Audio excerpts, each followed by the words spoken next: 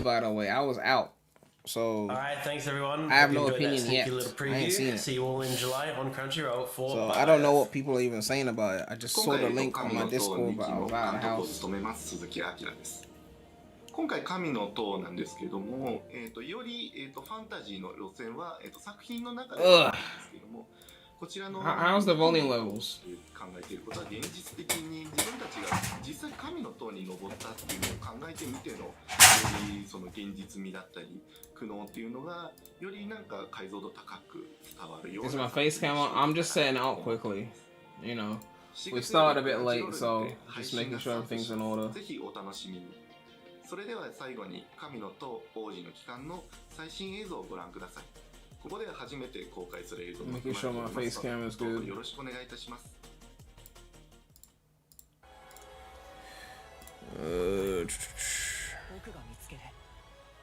This is already gonna be a copyright nightmare.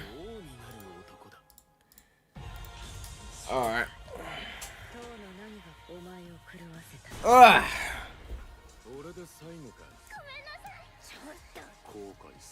Alright, cool.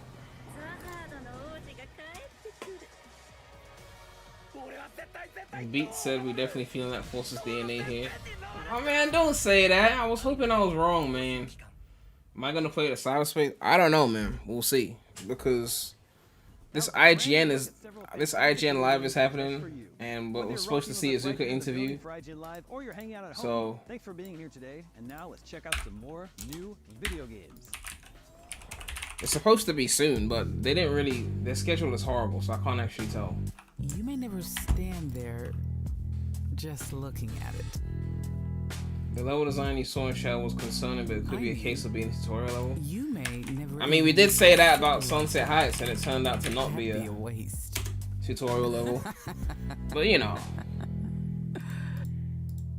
maybe this time it is.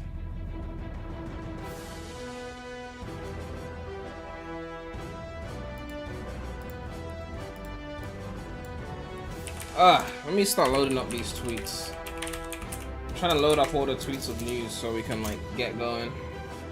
Oh yeah, Drop Dash is confirmed. That's a good thing, right?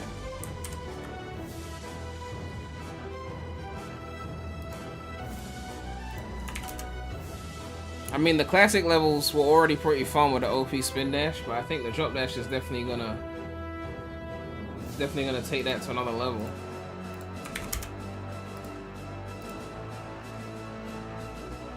DM'd me the video.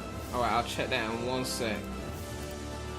Just going through all the tweets that I've got loaded up. Japan don't give a fuck about that classic shit though. Look at this. They don't give a fuck about no classic Sonic. The only classic Sonic in this shot is this little leftover Superstars cardboard in the corner. They don't give a fuck.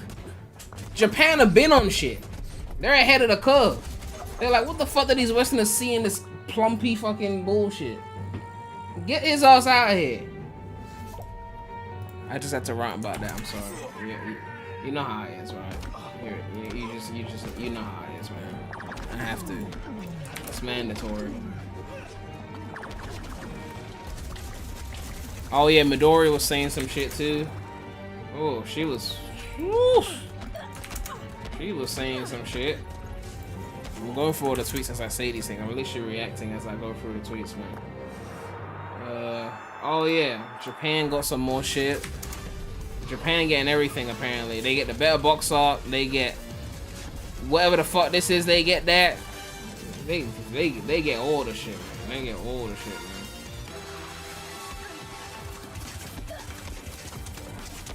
All right. Let me check Discord. Hold on.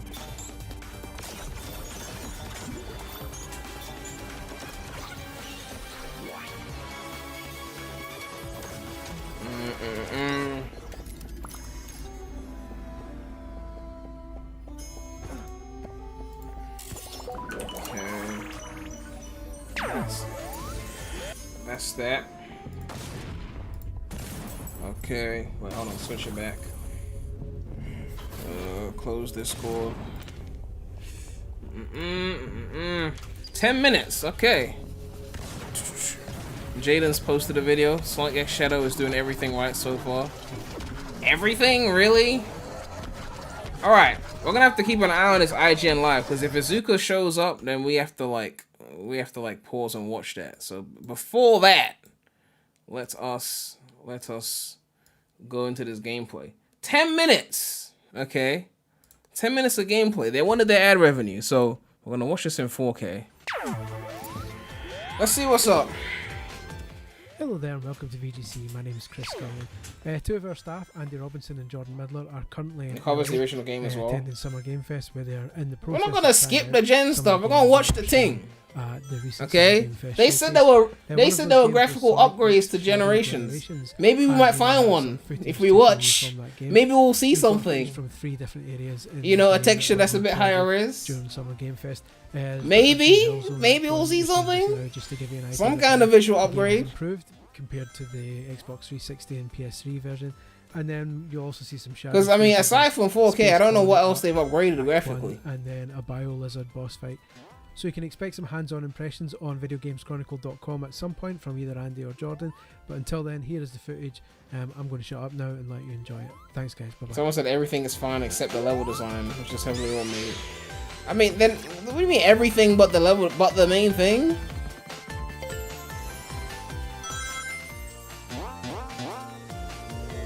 We won't skip. They said it was improved. We must find the improvement, chat. Please alert me as to the improvement. I want to see the graphical improvement. I'm desperate to see it. Okay? We shall not skip. We will look at classic Sonic. I will find an improvement if it's the last thing I do. Classic Sonic's quills are more sharp. Oh my god. They don't even drift. Casuals. Filthy. Don't even drift on the... Don't even boost on the rails. This is why they dumb down the levels.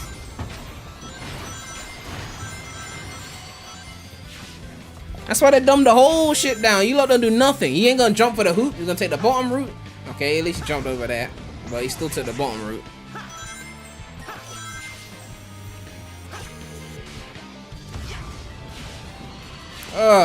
This level is like ingrained in my muscle memory. I could probably beat it blind. That's why it's so weird when someone plays it badly, because like you know, it's not even a hard level. If you think this is bad, wait for the shadow. I'm not saying it's bad. I'm just saying they said graphical enhancement. If they had just been straight and said it's a straight port, I would have been like, okay, it's a straight port. Don't say you upgraded the visuals. Don't take us for fools. Okay? Don't do that. Like, who you lying to? The only people that will believe there's a visual improvement are the people that didn't play it on PS3. They just never played it. They just heard it was a visual improvement, just took their word for it type shit. Missed the wall jump. Alright. Boost slide. Nope, cut the gameplay there.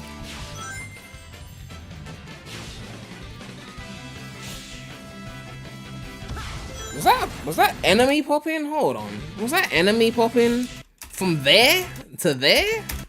This is like some SA1 type level popping. Was that always like that?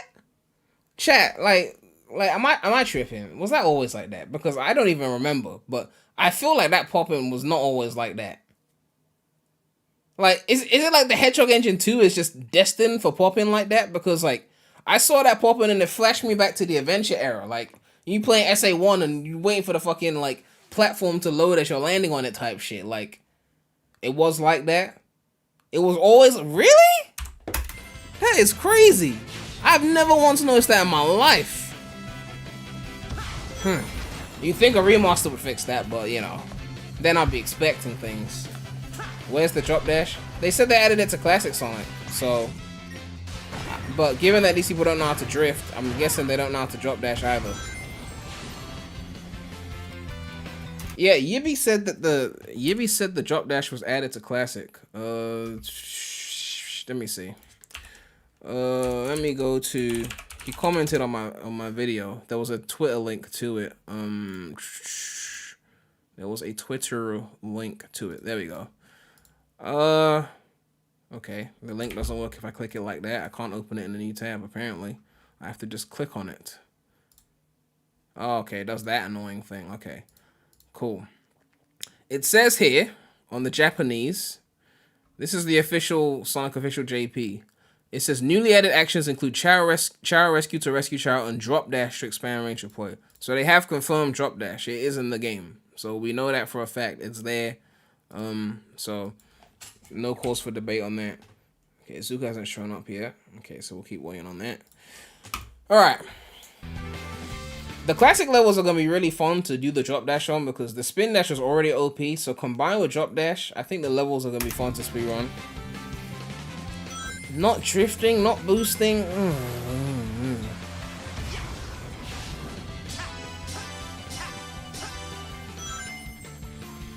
I've never noticed popping before, but when you're speeding through the game playing, it's probably not noticeable. Was it always there? Like, I'm actually dead ass surprised that I saw that. I've played that level so many times and never once have I even noticed that. You would think that I would have noticed that before. Do I have some gameplay footage of Generations that I could just check right quick? Because, like, I'm low-key, like, not believing that was always there, but it probably was. Everyone's saying it was there. It must have been there, right? You know, but let me see. Let's see if I got an old video or something.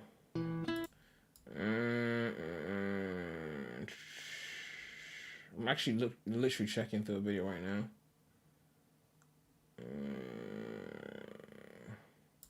For maybe one of the videos. Get rid of the commentary. Mute that. I'm not watching. I'm not listening to my old voice. Okay, it's over here, right? Yeah, you go through here. You go through here. Okay, there's a supersonic mod on this one, but let me see.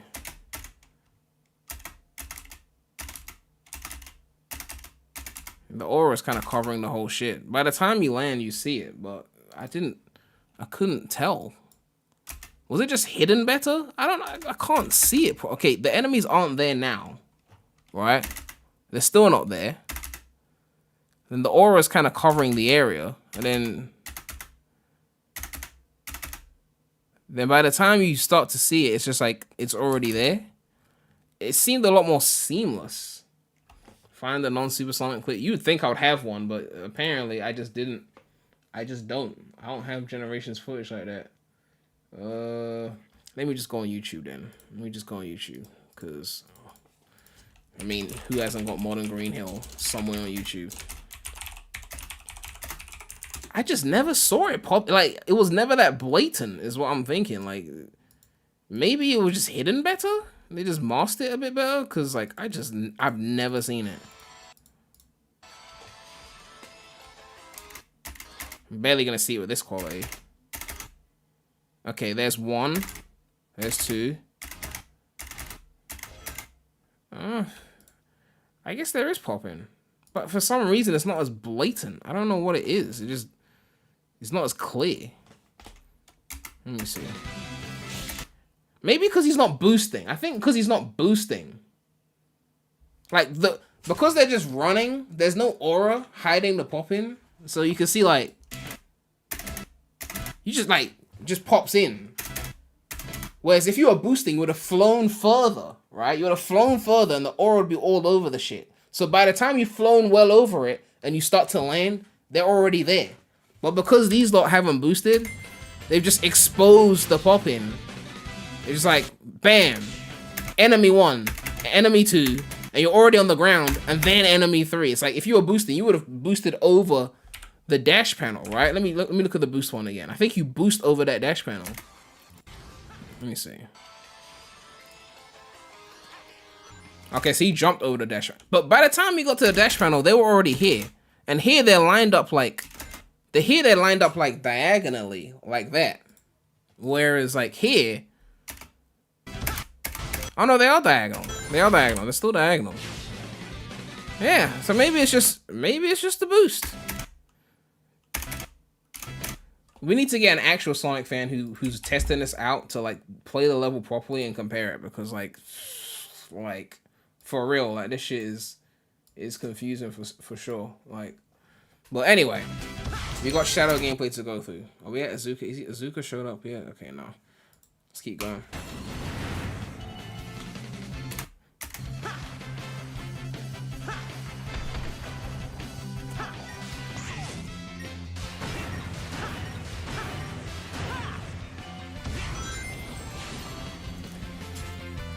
It's when I see playthroughs like this that I wish they touched up the ranking system. They be giving people like this S ranks and they think they're good at their game. This is why they don't improve. Put this on some hero shit. Give this nigga an E and he'll start working harder. I need to hear a shooting up my day for after a playthrough like this. You don't deserve an S rank. Okay. The fuck is that music? Relax with the dance. I'm not here to dance, I'm scared to death. So this is what, final chase?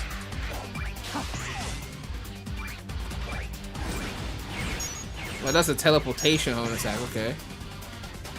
Man, oh my god, if they had remade Generations with the Hedgehog Engine 2 graphics, I'm just thinking about how beautiful it would have been. Like, I'm thinking about it like, real talk.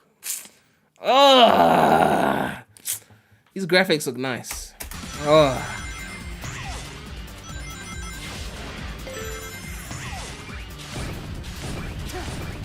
Alright. No rail balancing, so you're just going down the rails without the SA2 effect.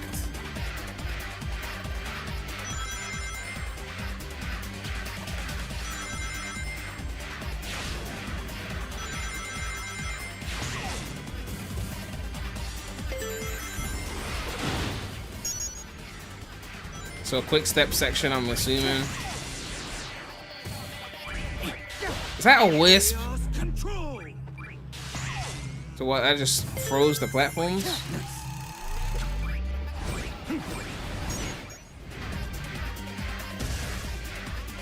Okay, what's this? Slide? Oh, okay.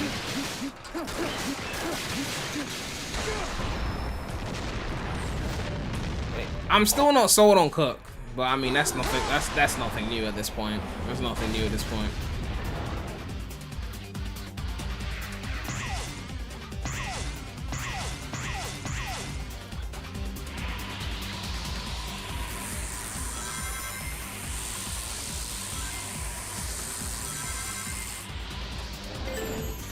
This looks like Crazy Gadget. Oh shit, the Chaos animals. The Chaos enemies, what they're called. That would have been a momentum, I guess, upper route. Like if you had boosted up there, you would have made it up there, but you didn't do that.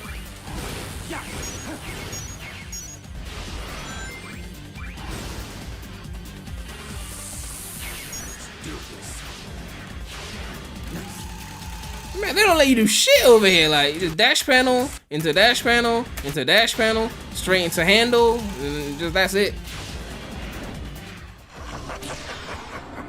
Alright, Doom's Eye.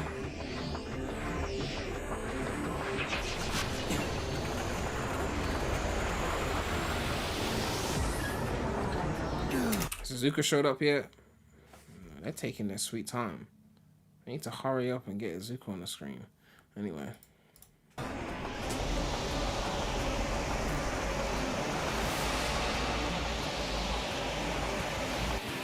I mean, visually it's impressive, but these remixes are not it. If this is supposed to be Radical Highway, like, no. Like, the music is not it. Doom sounds good though. Like, not everything has to be EDM, man. What? Oh my god, like...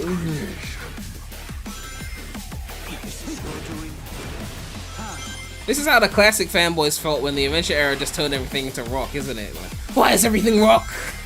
Where's the chiptune?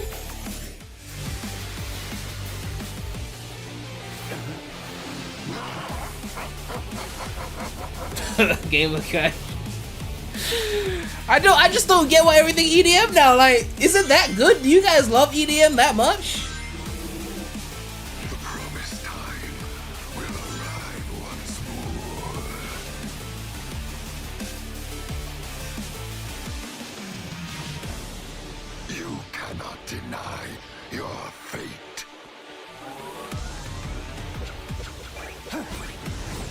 mean, so far the level design is what I expected, right? From, you know, this era of level design. Boost, cinematic, home and attack, boost, cinematic, home and attack, boost, cinematic, home and attack, you know. Nothing crazy. That's what I expected.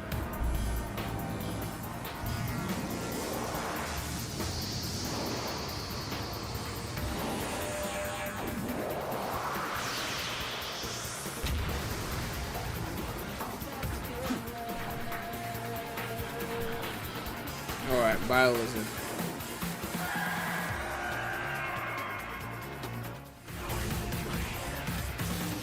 I mean, Supporting Me is too hard to remix. That song is already fire. So there was no way you were gonna EDMify this and make it better. There's just no way. Your energy is still unstable. You need to target lights.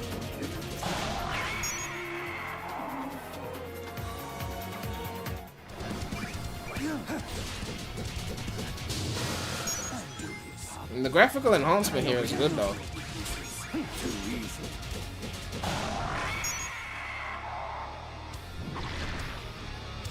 They did good with the visuals for sure.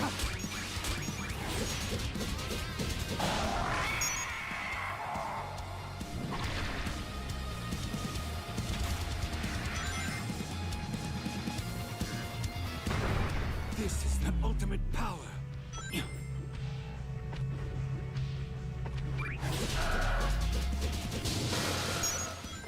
Reach out of my way. True ultimate light. He's shooting beams at them? Out of my way.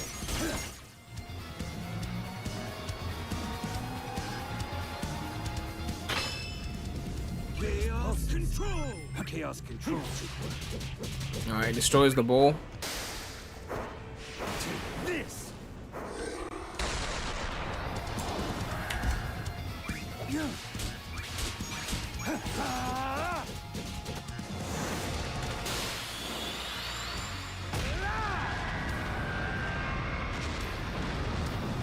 Alright. The boss looks fine. The boss looks fine. Alright, Iizuka still hasn't shown up yet. I guess we should rewatch. Let's go through it again. So what are you guys saying about the gameplay then? What is the opinion? What is the opinion of the level design? Someone said if they're showing us this much, the game must be as long as Gens. As long as Gens? I mean, what is Gens? 18 levels? Gens is 18 levels, right? 9 classic, 9 modern, not including the bonus shit.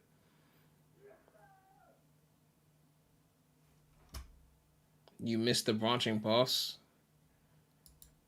I mean, I saw some parts.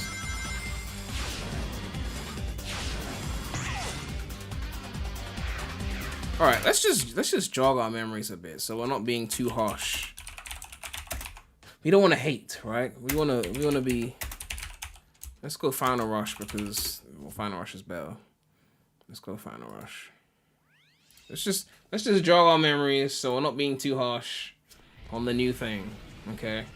The thing about Final Rush is that it's not that complicated of a level, you see? It's a very simple level in terms of its design. A lot of the SA2 speed levels are, besides Crazy Gadget, which is the best one. The thing is that the rails required so much more work in SA2 that even when the levels are simple, just balancing on the rails was like half the level.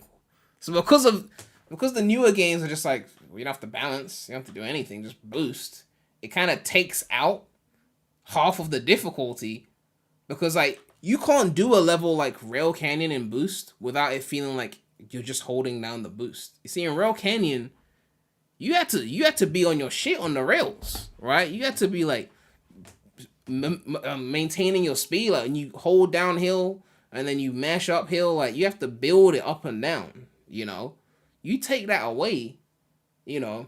I've seen a lot of people talking about like Heroes rail grinding is similar to the boost, or that is almost the same. You just hold a button. let me explain something to you, okay? When it comes to Heroes roll grinding, there's one simple way to know if you're actually good at roll grinding in Heroes or if you're not good at roll grinding Heroes. This is the way you tell. I'll show you right now.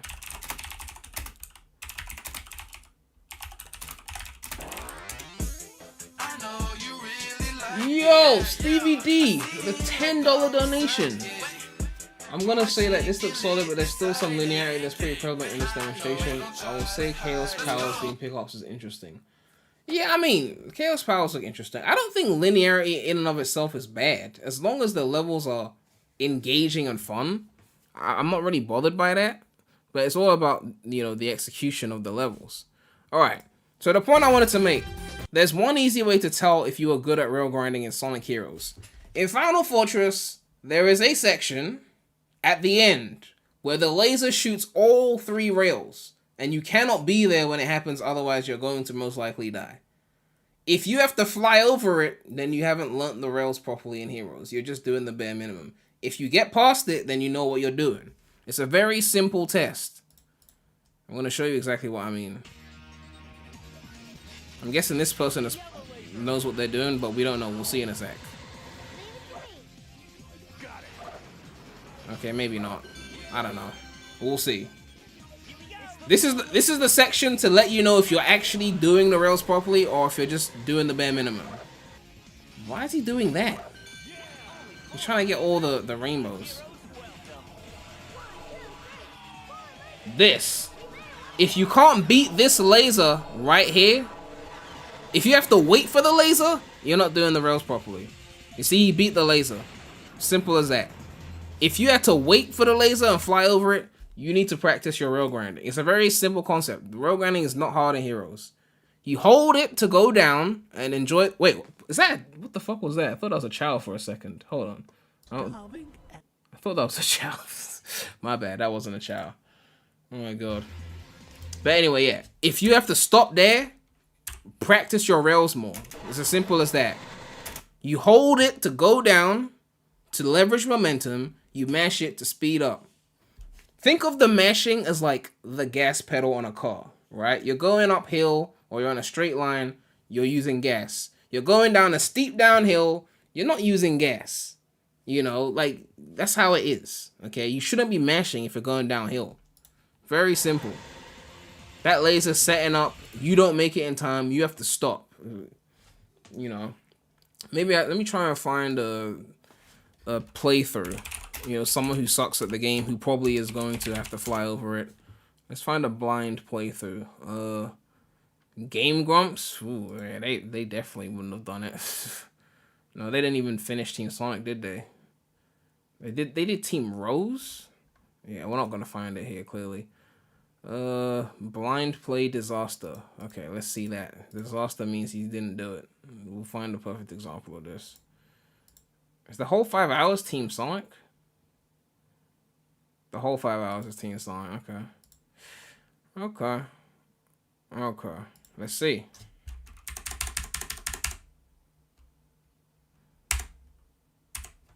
Wait, no, that's not the last part. Here we go.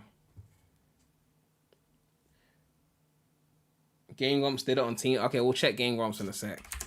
Okay. A lot of people game over on this section too because they don't know that they're supposed to fly over.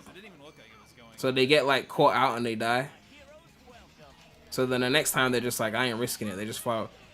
So you can see he's not holding it because you see the B button is still flickering. It doesn't flicker when you're holding the button. So you can see he's just like mashing it and then stopping. Mashing it and then stopping. Mashing it and then stopping. So now you don't have enough speed to get down. So it charges up. Are you going to make it? No, you're not. Now you're dead. That's basically the example. If you don't have enough speed, if you don't have enough momentum from before holding it, you won't make it past. It's a very simple concept. In a boost game, like you put Final Fortress in like Shadow Generations, it's just boost. You just hold it. There's no additional layer to it. You know, there's no building momentum based on the direction of the rail. You boost, whether it's uphill or downhill or straight, you just boost, you get the speed. So it's just as simple as that. Someone said, okay, Prem, but you still have to hold one button. That's not the point. When you're balancing the rails in SA2, you're just wiggling the analog stick. It's not about the button that you're pressing. It's about when to press it and knowing when to press it and when not to press it. That is the difference. Because if you're saying one button so it doesn't matter, then why hold forward, right? Why not have the game be an auto runner? You have to hold forward anyway. Why not just run itself, you know? Anyway. That's the thing. So that was the point I was trying to make with we were supposed to look at Final Rush. That was the point I was trying to make with the rails, is that because the rails were harder in the older games, you could make a level that was 70% rail and it would still be engaging, because you could really, in SA2, you could really fall off the rail. Like, you could really run out of speed on the rail and be fucked. Like, shit was tight out here. You couldn't even home an attack onto the rails back then. So like, if you did a jump like this and you didn't land on the rail, that was it. You were dead. Like, whereas now it's just like, just home an attack onto the rail. No biggie. So like, Final Rush, that's part of the reason why it hit so much. If they remade SA2 and made the rails like automated, a lot of that charm is gone simply based off the rail automation. All of this is balancing. As it turns, you're wiggling the analog stick to keep that speed going. It makes it engaging as fuck. The only thing SA2 rail grinding was missing was the thing in Heroes where you could like gain some speed without, you know, without spin dashing before you start the rail. Because in SA2 you could run out of speed, you'd just be stuck on a rail, and you'd have to try and like jump off it and then jump back on to get some speed. But if you were in the middle of a rail on Heroes and you ran out of speed, you could just press the button and get a little quick boost. So I think that was the only like improvement really. 06 was the beginning of mindless rail. Yeah, with 06, they basically automated the fuck out of the rails. They took away the momentum, but it wasn't even a boost game yet, so it was really weird because it was like they took away the momentum, but then there was no boost that explained it. So it just felt really like, why, you know?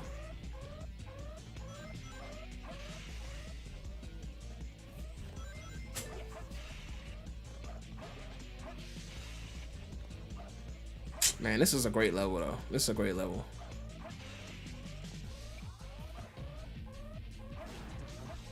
And even something simple as this, because there's no dash panel here, it's like you have to make sure you jump at the right angle to get that quick speed boost.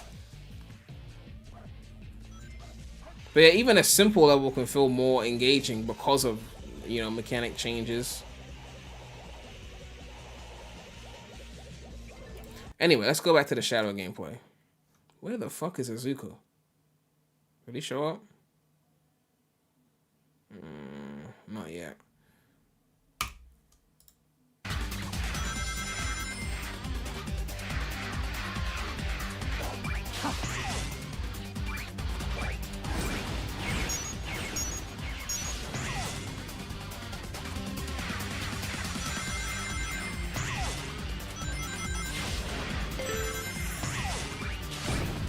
Also, there's barely any platforming. It's very like boost here, home and attack, boost on rail, home and attack. But there's like, I don't see any like, this is where we platform moments. So the rail here, for example, you can see the speed is very constant. Doesn't matter the direction you're going, it's just kind of the same. Someone said, thing is, this is a tutorial level, so it's hard to judge the entire game. I mean, did they confirm this tutorial level?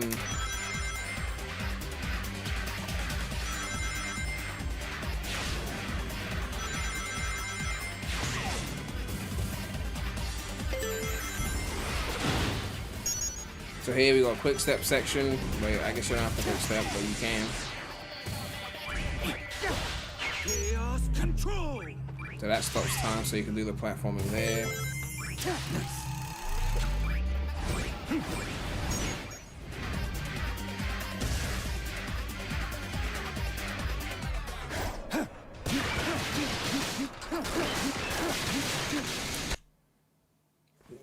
Yeah, but what is this link that you're spamming? What is all that?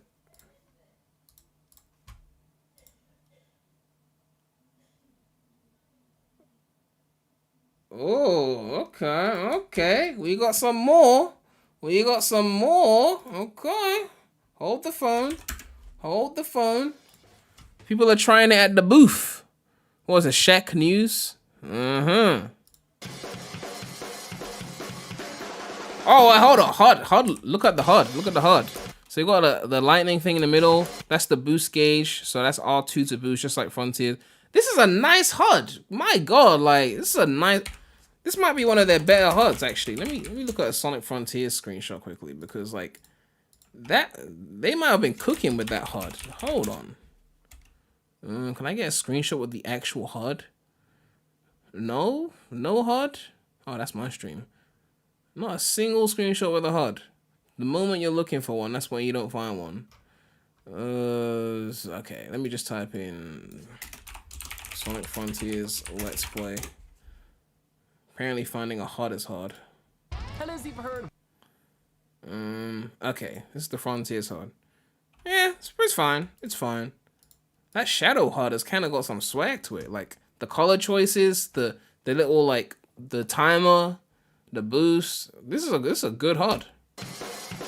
Yeah, look at the ring. Look at the ring. This is a good HUD. It feels creative. It doesn't feel like shit. It doesn't feel generic. It feels like it's got swag to it. Surprisingly.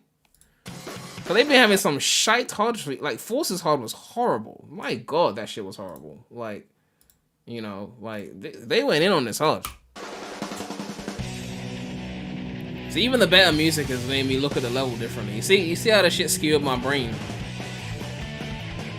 What are you doing? Oh, it's still square homing attack. Oh wow, square homing attack. Okay. So it's just like Frontiers and Unleashed.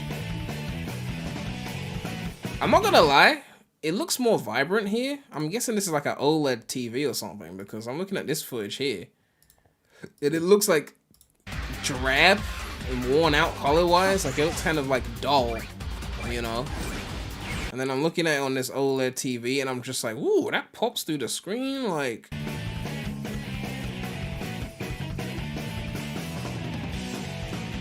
Yeah, it looks nicer here for sure. You tried to boot? What, you gonna take a shortcut? Come on, man, you ain't about that life. Come on. Where were you going? Okay, so people wanted me to talk about the multiple paths. So there's a green path over there that you can take. I don't know what the benefit is of taking that, what looks to be a clearly longer path. I'm assuming that there should be some benefit to taking a path like that. But I would like to see someone take that path. Square homing attack when base gens is the X button. Yeah, that would be confusing. That would be confusing for sure. You have to switch back and forth between them. I mean, this has got the boost on R2 as well. Could Generations have worked if they had updated it to the new control scheme? Like R2 to boost, square to homing attack? I mean, I would have been fine with that. But oh yeah, the drift. The drift is the problem. You can't have R2 on boost when you need to drift. Does that mean there's no drift in this? That's an interesting point.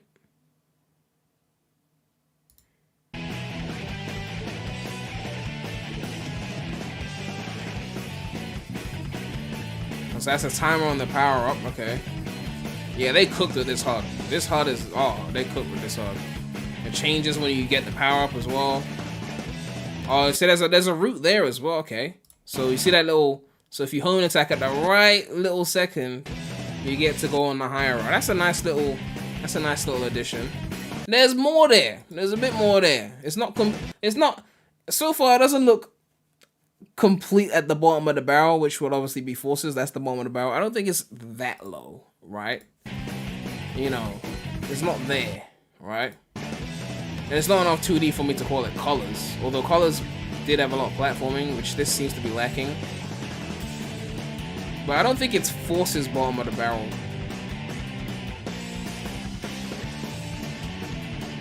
Hint, enemies can be defeated by hitting them while boosting. Thanks for the hint. I'm so shocked.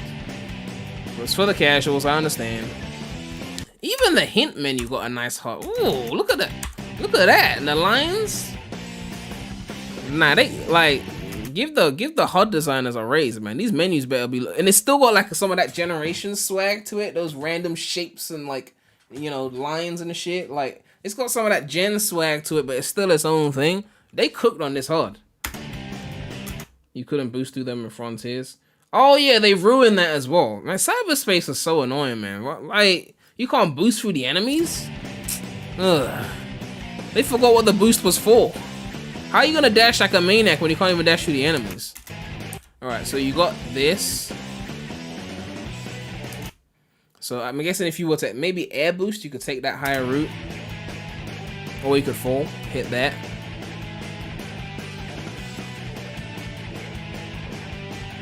I need to see a bit more 3D platforming though. They've got very small amounts of it. But if it's the first level, I understand. But like, you know, still.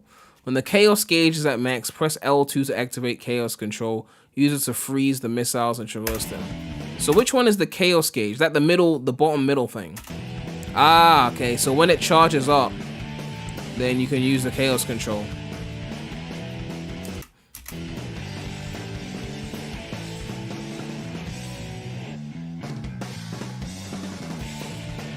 So I'm guessing this is a quick step situation. Okay. Yeah, the colors are way more vibrant here. I don't know what they were doing. I don't know what they were doing here, cause this shit looked drab as fuck. I mean, capture cards sometimes do that though. They drabify like visuals. It is true, but also cameras can also increase the saturation too. So it could be skewed both ways. You know, so you gotta factor that in. But yeah, it looks drab here, like drab. You compare it to this looks nice.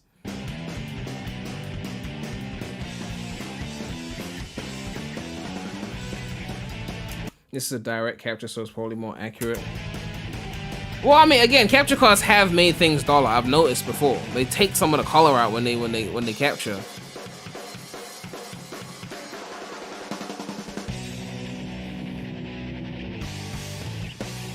Alright, so you can use your Chaos control there.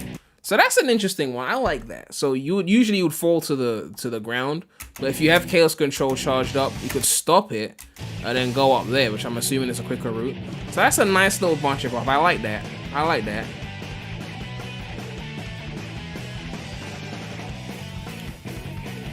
I still think getting rid of the drift was a bad idea though, because like 3D boost is very basic by design. The drift was a nice little thing that you could add for turns and shit. I don't think getting rid of it was a good idea.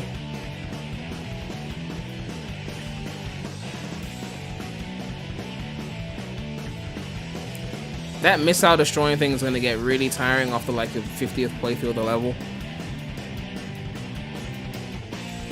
Alright, so you hold down on R2 to go through the lasers quicker. Alright, artificial chaos. So I'm guessing there's a way to get up there. Maybe if you time the home attack right, maybe you can get up there. I don't know. So I'm guessing that's supposed to be a quick step section.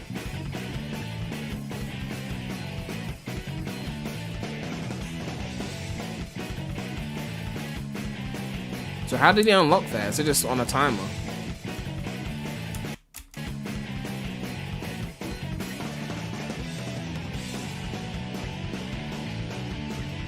Yeah, that was pretty, like, this part is a bit stiff. You get into the thing and it just like, I think because it starts slow when you grab the arrow.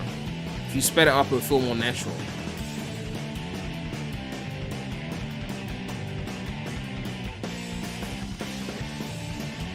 Alright.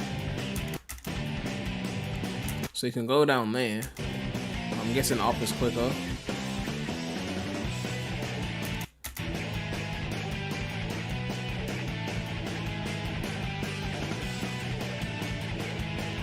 Okay.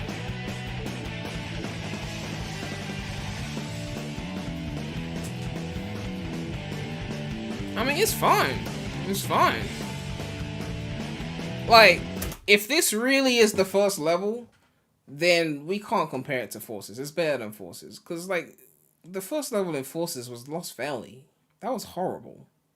Right? If this really is the first level... Oh shit, the Sonic. Knuckles, I don't know. That's what he's saying. I don't. Did it just start? Ooh, okay, we didn't miss anything. We're We're gonna have to come back to all of that. We've got tons of things to go through. Is that Daddy Zook? Is that Father Zuka to me? Welcome to IGN Live. Now, it's the year of This is the only guy I like at IGN. It's the one guy. Sonic X Shadow Generations, a remaster Here we go. of the 2011 platformer with additional elements for longtime fans to enjoy. And here to tell us more is head of Sonic team, Takashi Iizuka. Father and senior Zook. director of game El Zucador.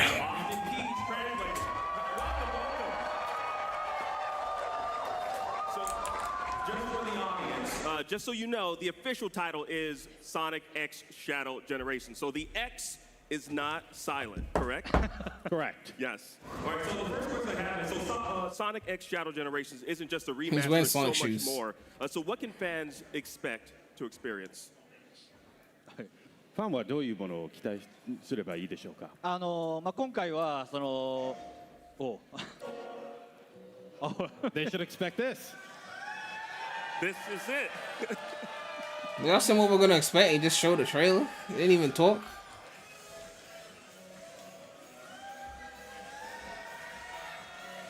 Someone said, is the black guy the one who said Sonic was never good? No!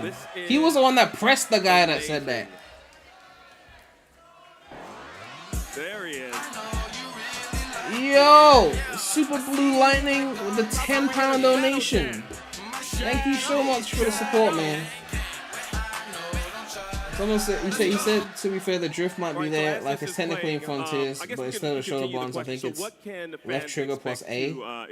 Also, I'm happy the level's actually decent, man. I mean, it could still be there, but it'll be less convenient to use, basically. 今回はそのソニック20周年の時に2011年に発売したソニックジェネレーション。これがリマスターとして、さらに遊びやすく、なってるんですけども、それに加えて今度はシャドウっていう、ソニックシリーズの中でも2番人気のキャラクターなんですけども、彼のオリジナルのストーリーとオリジナルのステージを He's wearing the shadow chain. You got the drip on. Shit. You got the shadow drip. Ooh, Iizuka. We ain't know you was dripped out like that. Title releasing in 2011.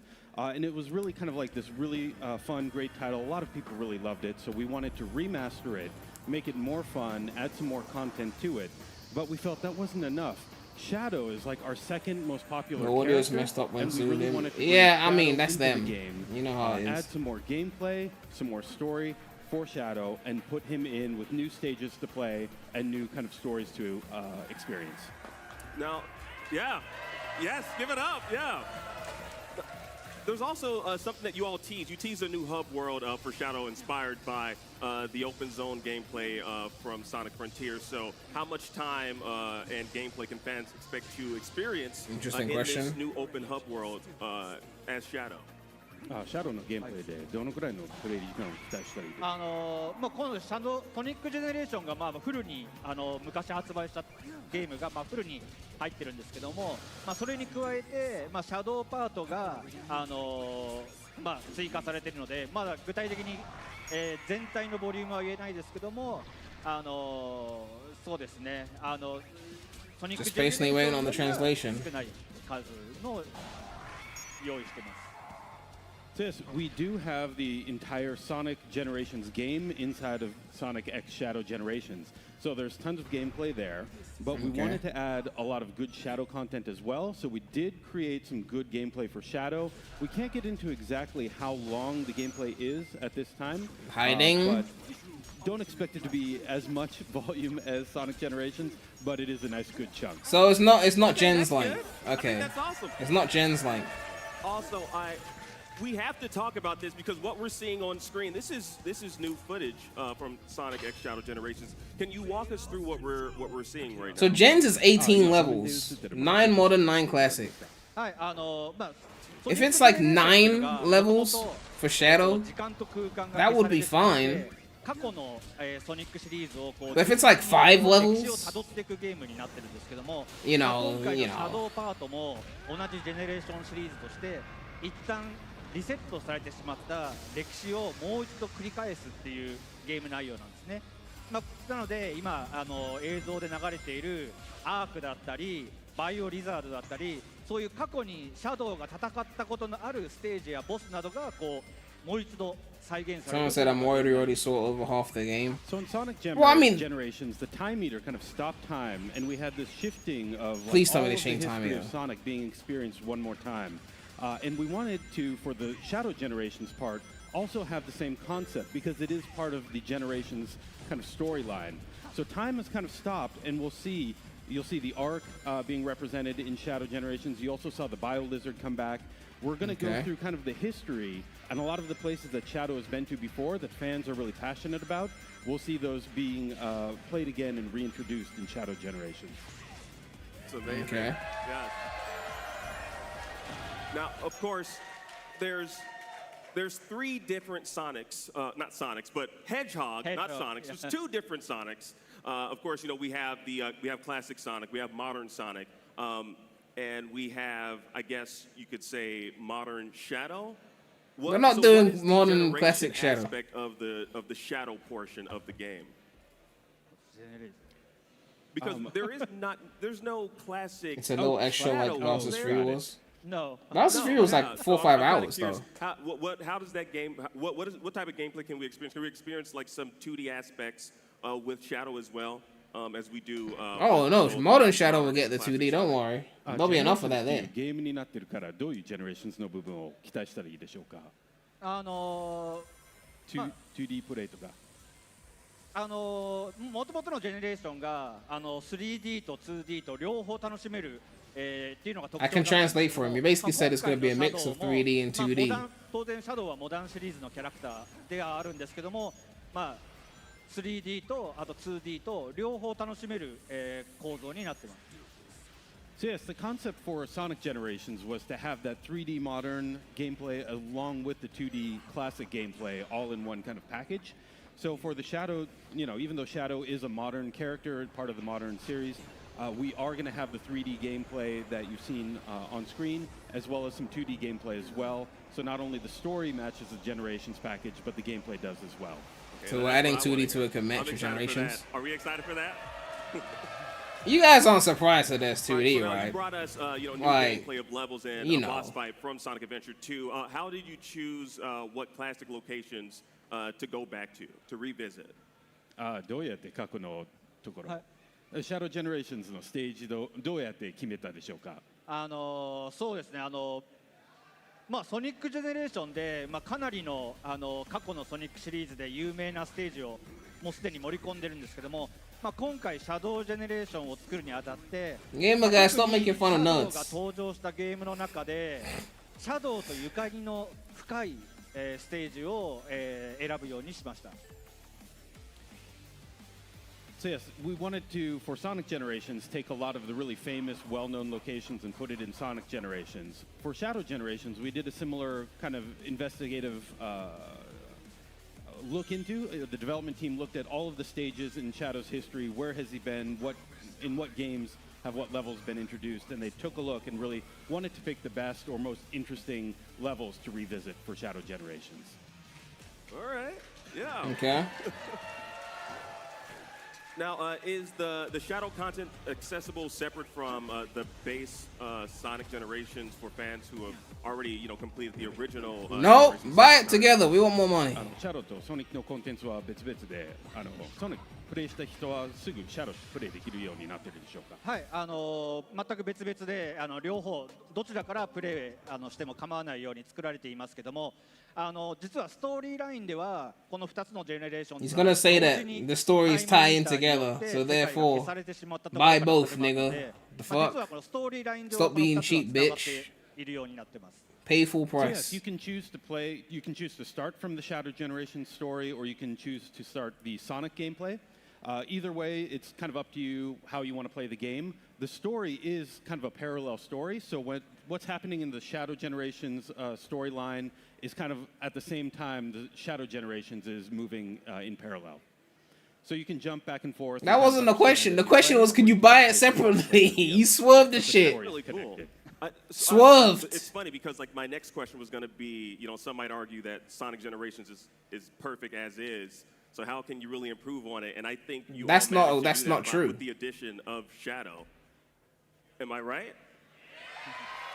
I feel like that wasn't even really a question. I was just like stating the way you improve on this is by what you all have already done. So I guess my next question would be, what other remasters could we possibly see? I'm not expecting you to actually answer this, but I'm hoping you might be able to answer it. The GOAT! Like maybe, I don't know, Sonic Unleashed? Oh, okay, he's an Unleashed then. Okay. Yes? Would He's we an love to Unleashed see then. that? 他に今後リマストするタイトルなんか発表できますでしょうか。そうですね。ソニックカラーズをリマスターしてソニックカラーズアルティメイト。Gamer guy, we're not removing the Werehog from an Unleashed remake. Stop being a hater. 次に欲しいって声が強かったのがジェネレーションだったんですね。それで今回ソニックジェネレーションにフォーカスしたんですけども、また今後皆さんの声を受けて。この先も何かできれば検討して。 That's a lot of words for a question that he's basically going to So when swerve. we remastered Colors, Sonic Colors, and it was Sonic Colors Ultimate. We wanted to kind of think about what we could bring next as a remastered title, and at that time, Sonic Generations was kind of what everyone was really excited, they really wanted, and was really hungry for. That's what they were hungry for? Sonic Generations, and we He's just going to swerve the Unleashed. But depending on what people like out there, if there's a title people like, we'll think about it for the next remaster. Heroes. Well, I mean, if you don't butcher it, that scream is. when I said Sonic Unleashed. So, look at that. Unleashed. I don't care what the reviews say. That's one of my favorite games. Yes, yes, yes. So now you mentioned See? that Shadow. You mentioned that they love you. They love you so much. Thank you. So you mentioned Shadow is, I guess, like the second most popular character in fans' eyes. What do you think it is about Shadow that fans gravitate to? He's black. Once you go black, you don't go back. That's the answer. シャドウを生み出した時はソニックアドベンチャー2の時なんですけども、その時に Gamer guy, stop being a classic fanboy with these takes. かっこいいキャラクターということで我々も考えていましたけども、それとはまた違ったかっこよさ。当時私がソニックアドベンチャー2を作る時にアメリカにやってきてアメリカで作ったんですけども、その時にすごくダークヒーローっていうのがアメリカ Did he say hero? I heard hero. そこからインスパイアされてシャドウが生まれたんですけども、やっぱりその悪いソニックにはできない悪い How many bosses are we expecting? It depends on how many levels there are, right? Generations had a boss every 3 areas. So, if we say Shadow is 6 levels, then that would be 2 bosses, right? For Adventure 2, that's where Shadow first appeared. Up until then, Iizuka-san was working, on Sonic the Hedgehog, and Sonic was always thought of as a really cool character, but kind of also a real positive character as well. And he wanted to say, all right, we have Sonic as a really cool character, but we want Jaden, relax. That's cool and cool in a different way. And at Man, there might be children here. Living in America, and was thinking about while he was living in America, how could we make a character that's really cool that Americans would really like? And right then, dark heroes were really popular, and that kind of inspired him to say, all right, if we have Sonic who's a cool character, let's maybe make a dark hero character that will do things Sonic would never do, but is still just as cool as Sonic. And that's what kind of inspired him and the team to create Shadow. Infinite isn't going to be in it. He should, though. It'd be a good... To quote Sonic, though, it'd be a good use. Shadow is way past cool. Yeah? Did we get that reference?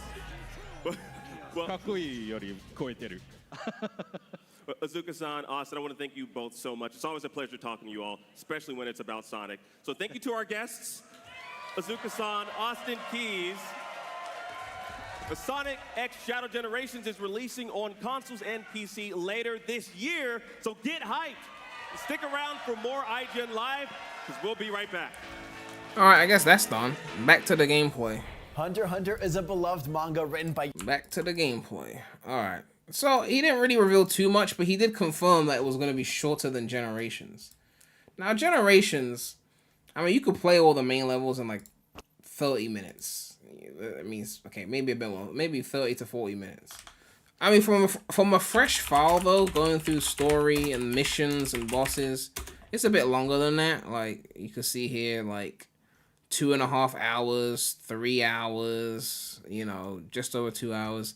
My last full playthrough of Generations, I don't really usually do full playthroughs because you only have one save slot, which is stupid.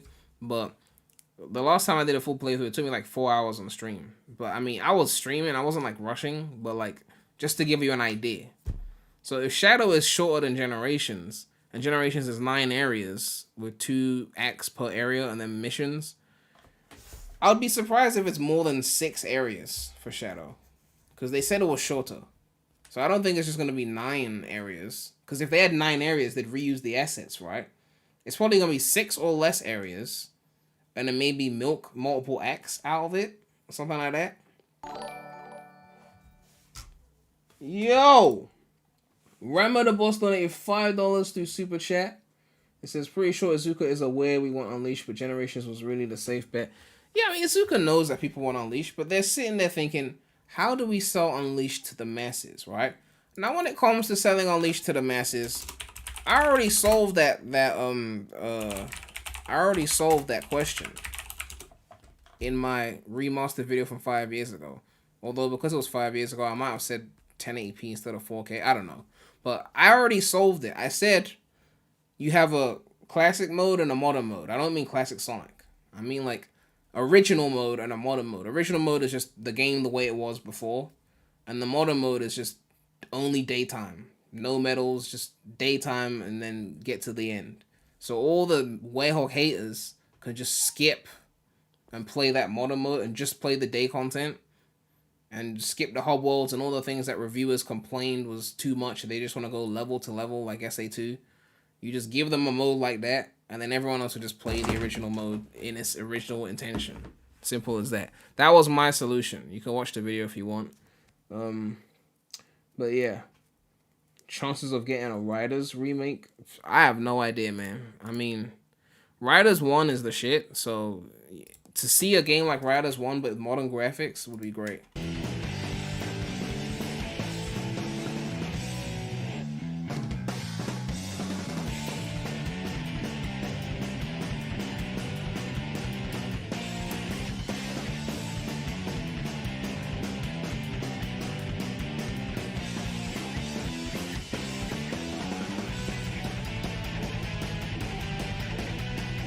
The levels are definitely cinematic for sure.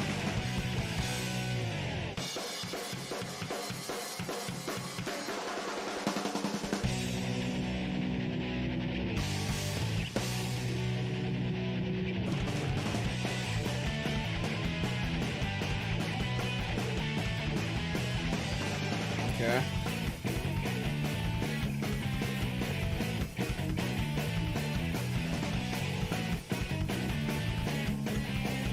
I don't know why it always feels like something's missing when you watch these boost levels. It always feels like something's missing. That's a nice route. I like that. So you could stay on the rail there, but you can then do a rail switch there and then like jump out. That's a nice little transition. I like that.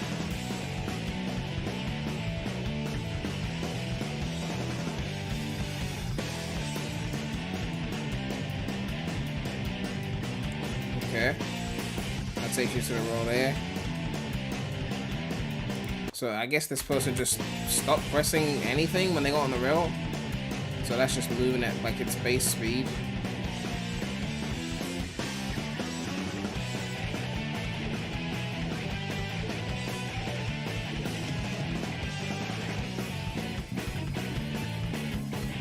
What is that? Oh, that's a ramp. Okay. So you can go on the ramp and get like points. So you can go into the rainbow rings.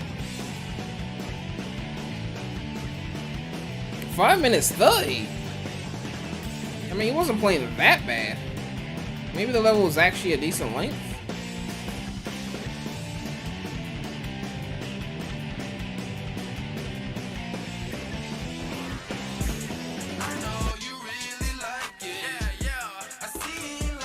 Omnihawk donated $5. What do you think of getting level DLCs after releases wasn't talked about already?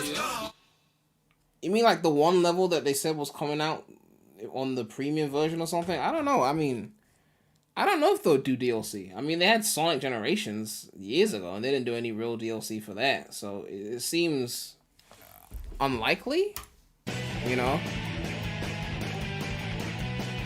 Oh, so they dropped the shadow icon thing. We shall meet again, shadow. So a 6-minute level. But obviously you have to subtract like 50% because he's not playing well. So it's probably like closer to 3 to 4 minutes when you actually play properly. Oh, so they got, that's like the Gens HUD, but they like shadowify it. Look at that. You got the whole DVCA. So we know that the rankings are still generations because he basically got an S. Oh wait, no, hold on. They've changed the ranking system. You see, remember generations, you always got a grade above just for not dying, right? But here it says next rank you need another 57 seconds. So he would have gotten an S if he had just been a minute faster, basically. Because I believe he did die. He took a shortcut and he missed, right? So you could still get the S if you're quick enough, basically. So it's removed the don't die requirement, the perfect bonus. It's just get it in enough time and you get the yes. So I guess that is a change. The perfect bonus is gone. The perfect bonus is gone, but you can still rank up.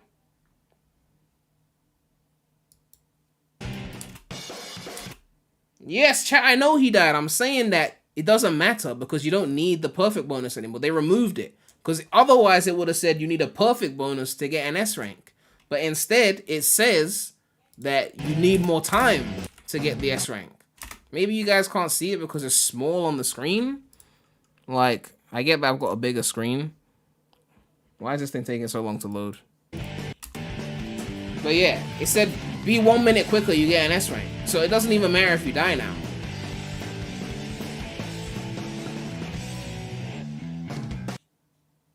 For some reason, the end of the video doesn't want to load anymore. Okay. Let's do a comparison. I want to see if I'm being too harsh on the level design. Let's compare it to SA2. Now, for the record, I don't think SA2 is the pinnacle of level design, right? I believe there are better levels. But let's just compare it to Shadow's Origins. Yo, Mike Anime donated $5 and said, where is this from? I just got here. Actually, someone in the chat sent that to me. People, basically, there's a Summon Game Fest booth, and people are trying out the game. So outlets have gotten gameplay, and regular people are filming footage as well. So gameplay has been coming out, basically. Let's do the comparison. Like, the differences in level design. Like, what is different? What is the same? What is more simple? What's less simple? So far, it's similar in terms of, like, what you're doing.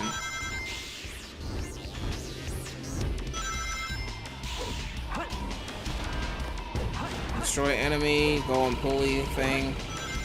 Oh yeah, there's no light dashes. Like, that's one thing I think was missing. Like, Adventure Era was full of light dash trails and shit that you would just do in random locations. Like, Crazy Gadget got that crazy light dash where you go outside the building and then come all the way back in. I wasn't seeing no light dash sections. That's one thing that's clearly not there. And obviously Adventure Era had the rockets as well. Alright. Yeah, rockets are gone. SA2 also had those, like, somersault under the pipes. Yeah, like, Generations had a lot of slides as well, like sliding under things. Like, Unleashed had it, and Generations had it. I didn't see no slide sections. I didn't see no light dashes. They got rid of the drift. Those were things that were, like, prominent before that are just not there. I think that's why the levels feel so basic now. There's no drift around this type. Like, the boost had a lot of drift around tight corners, slide under here, light dash there. You know, so that's definitely a thing that's, you know, not happening like it used to.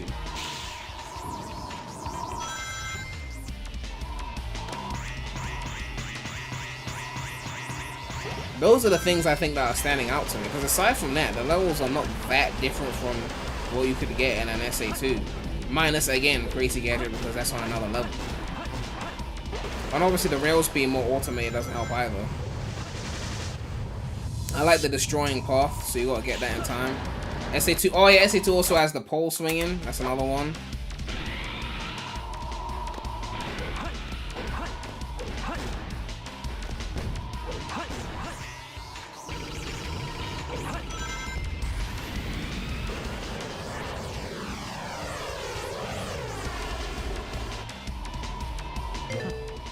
Alright. So far, still pretty similar. Minus the things I mentioned. You can get the ramp here, take that route. So that's an upper route. Yeah, you can see that in the other game as well, in the new game. Yeah, 3D platforming sections. They were lacking heavily in the new game. So here you pole into here. You've got the 3D platforming. You've got the enemies that you got to time. And this is a first level for Shadow, so gold robots, got one chance to hit that.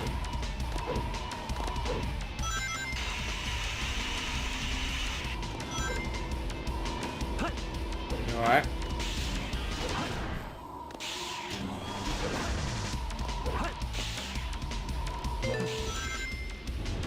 Gamer guy said people will say it looks like forces need to go. Yeah, it's definitely not. It's definitely not forces. I think people are forgetting how bad forces was. It's not forces.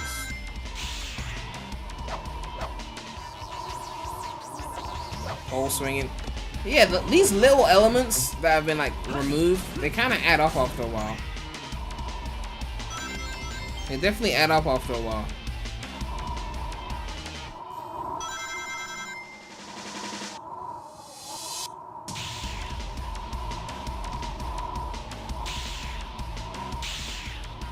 But yeah, this is not an overly complicated level. This is still simple. Like SA2's got simple levels.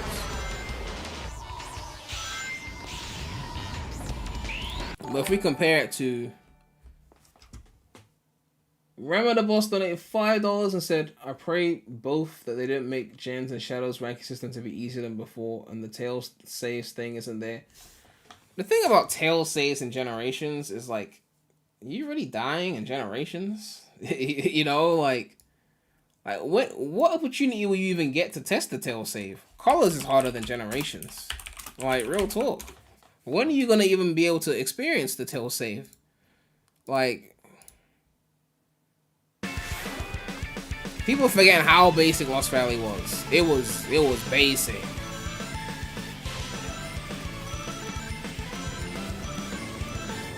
This is just forward. And you get your first boost at 15 seconds, and you hold that, then there's a few jumps.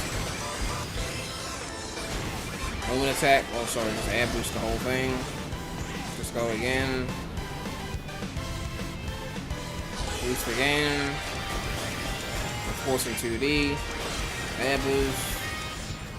Air boost. Oh yeah, red rings. And this game got Shadow does probably has a ring. But that's a little shortcut you could take if you jump, otherwise you just take the slightly slower route. Boost again. I remember people got so excited when forces were coming out. They're like, look, Prem, stop complaining. Look, branching paths. You can pick a path.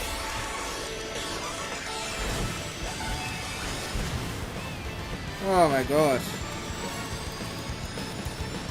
This level is so shit.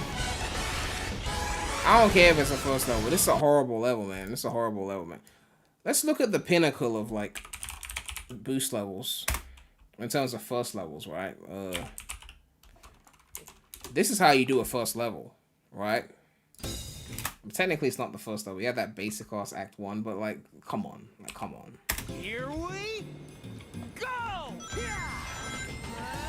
Already on the drift. There's already upper paths there. You go there, you can go straight into the rail, jump over that thing to get the boost so they don't, you know, slip up. You can hit the rainbow ring, home and attack, then it opens the pulley. You can home and attack there, or you can boost there. You break through shit. The breaking through shit is underrated because it's not like work, but it just like, it makes the boost feel more powerful. Because you're running through and you're breaking chairs and tables and shit, rammaging through shit like that, it helps.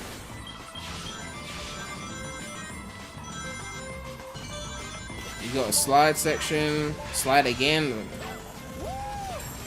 rail. I mean, it's still a boost throw, so it's pretty simple, but you still gotta swell this.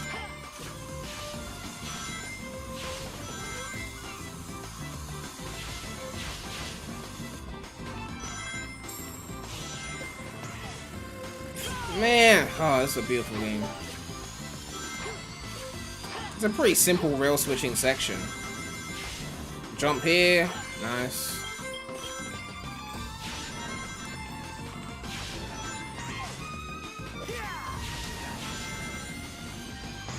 Oh yeah, was there wall jumping? Was there wall jumping in the shadow game? Like, there's a lot of things. There's a lot of mechanics I'm thinking about. I'm like, where were they? Oh yeah, the QTE things. I love those. Air boost to take the top route. Nice. Slide.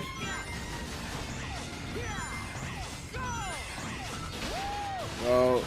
Hit the dash panel. QTE. Nice. It's a simple level as well. Let's not get it twisted. This is still a simple level. But I think it was better executed. And it feels, yeah, it feels faster as well. That's another thing too. You really feel the exaggerated swagger of the blue hedgehog, you know?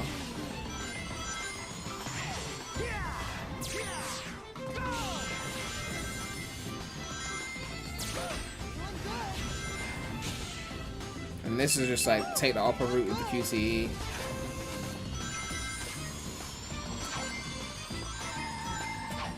Simple level. Even colors. I know I'm not the biggest colors fan. But Tropical Resort Act 1 was a great first level. A great first level. It was a great first level. Aesthetically great. Music-wise, it wasn't EDM-ified bullshit. What I like about the first level is how simple it is, but it's still fun. Like here, for example, you're boosting, right? And then you just boost off into the air, and you can then direct yourself to land on the rail. He didn't do that, but I wanted to see that. But it's a nice little thing, because you can direct yourself onto it. It's not like a homing attack onto the rail. It's like, if you're just boosting right, and you just time it right, and you turn right, you go straight into the rail. I always thought that was nice. And there's a red ring there. He's just skipping everything. No balloon hitting, no nothing. Alright. And homing attack. You just skipped everything. Okay. And then you get the bowling sound effect here if you get everything right. Obviously you could do the drill thing, but fuck all that. Okay, that he wants to do.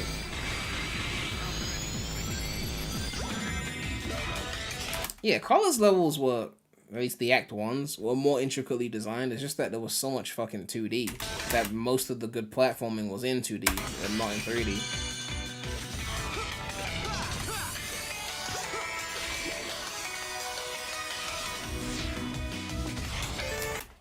Low-key though, Shadow Generations was PS5, Xbox Series X exclusive. The transition to Arc to Radical Highway could have been instant because of the SSD, and that would have been dope.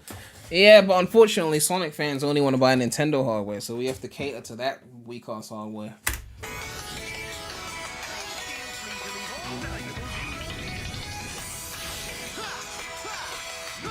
It's a simple level as well. These are all simple levels, but you know, modern Green Hill. Modern Green Hill is the weird one because it's so simple, but yet it's still so fun. Usually when a level is this simple, it shouldn't be fun. But somehow it's still really good. Because you boost, you drift. You know, it leverages that whole feeling of momentum. You boost, you drift, and then straight away, right into the air. So you already see the momentum. Now, Filthy Casual falls down, has to take the spring. You already know that you gotta leverage this momentum before you fall. You air boost. That's already fun. Boost right into the enemies, drift again. Then if you're quick enough, straight into the orange hoop. So another thing, it's like it keeps you on your toes. Like you can take the basic route, but you can go up there. Boost through the rails, through the enemies, and you could drift again. You don't need to, but it's fun to. It moves. It's paced well. Jump, jump, take the higher route. Nice. Home attack, home attack, home attack. Slide, boost. Now you jump again to take the higher route again. You can even skip the rail, go straight into the orange hoop if you're fast enough. Then it's like it keeps moving. It doesn't keep you like stationary doing one thing for too long. You boost through this part for a few seconds, then into rails again. Now you're rail switching. Now you want to get the rings, maybe even the red ring. Not too long. Now you switch to this section. Not too long. Don't waste too much time on it. Into the hoop. Do your tricks. You can hit 10 if you got trick mastery, but not too long. Boost. Alright, cool. Jump. Jump again. Wall jump. Oh, you missed it? No, you can't go there. Nope. Oh, you're quick enough, you get the wall jump. Jump. Jump. Slide.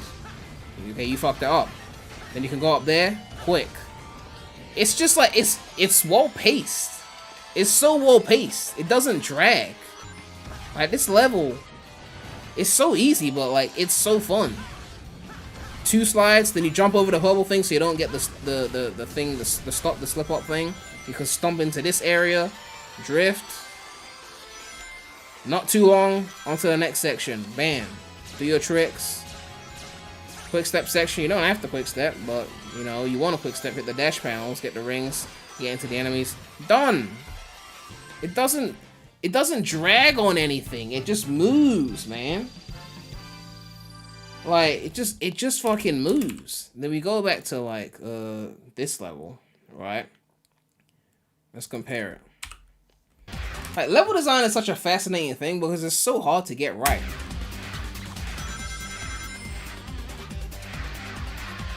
To be fair, he's not boosting here, which he should be. So there's a path there as well.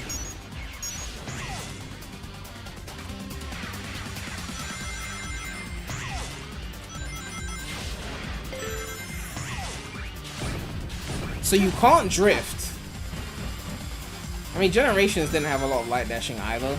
You can't drift, which is a big one.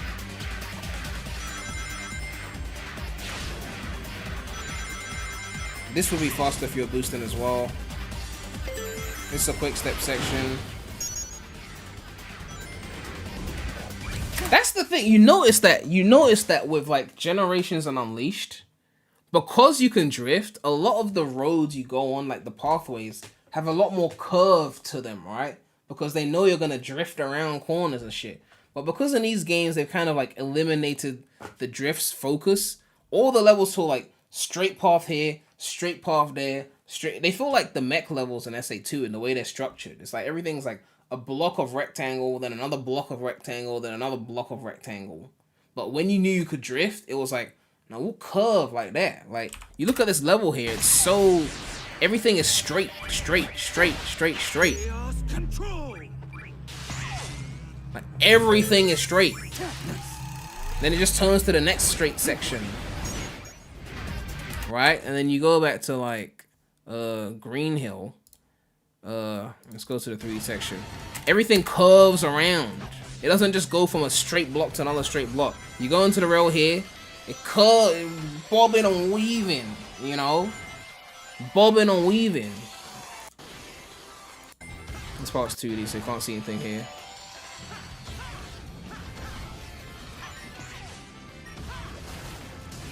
And you bob and weave here as well. Like, this could have easily just been like, if this was like a more recent Sonic game, this section wouldn't have the bobbing and weaving. It would be like a rectangle and you just straight go forward. Here, like, you know, like these things add up. Compare episode Shadow. Let me see episode Shadow. That was Forces, right?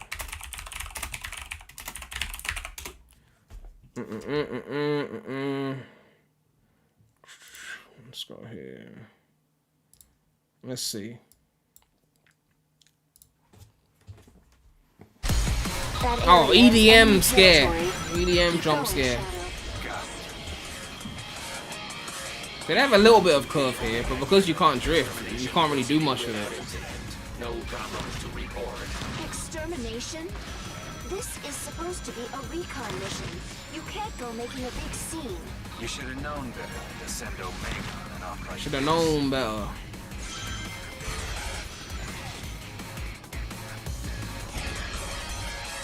Oh, the OP air boost, I forgot about that.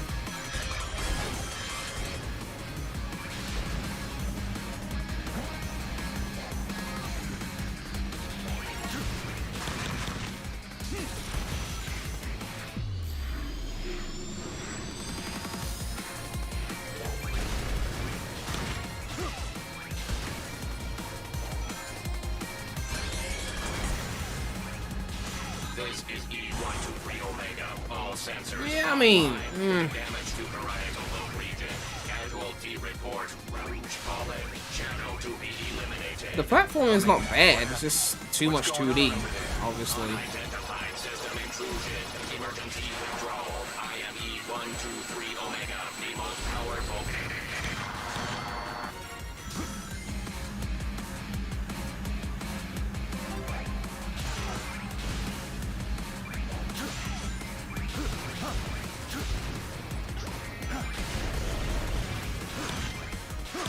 I actually like those strings of enemies that you home attack onto. Yeah, I mean, you know. Squad Jackal has already been completely annihilated. All available troops, intercept that blasted hedgehog by any means necessary. I went to great pains to get the best mercenaries around. And Yeah, you know. Yeah. he still totally wrecked the defense squad. Father has been putting up a fight.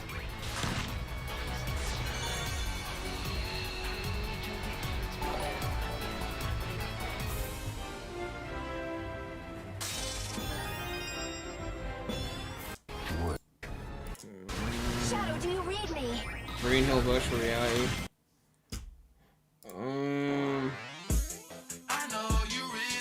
Yo! James Rose donated $20 to Super Chat. I think I missed another one as well. Hold on. I gotta go through all of these. I feel like the player had better movement control in SA2, e.g. being able to jump diagonally through the artificial chaos arms to avoid the hit, / running around a curved pathway in Radical Highway while the camera shifts. Yeah, like, you did... The control of the character meant that you did more, even on basic level design. I mean, that's kind of what I've been trying to get at. Rammer the Boss donated another $5 and said, the great thing about Gen's first level was that it's well-paced based on your skill as a player and little automation. I mean, I wouldn't say little automation, but it's more like... The level is easy, but it's just like, you can do more to... Even when you're good at the level, it doesn't feel too basic, I think is the point. Or you could do the... Like, you can beat Modern Green Hill with one finger. And I've done it before, so I know it's doable. It's one of those levels you can beat easily. And because the ranking system is piss easy, you'll still get an S rank. But it's way more fun when you drift and do all the other shit. You just don't have to do it, right? But game design is so important because this is why I always talk about movements. Like, movement is so important when I'm ranking a Sonic game. Like, I know everyone hates Heroes, but like, the reason why I love Heroes is because of the things you can do with the characters. By having 3 characters, you can do so much stuff that the levels are designed around so much stuff. Like, a lot of these levels is like, there's one thing you can do at a moment. You're either boosting or you're home and attacking. It's just the same thing. In Generations, it's like, okay, you can drift here, or you can not drift, or whatever. With Heroes, it's like, I could go through this section as Sonic. I could go through this section as Tails. I could go through this section as Knuckles. Which one do I pick? Or I could defeat this enemy with Tails and Knuckles, or I could defeat it with Sonic, or I could defeat it with Knuckles on his own, or I could use, which level ups have I got?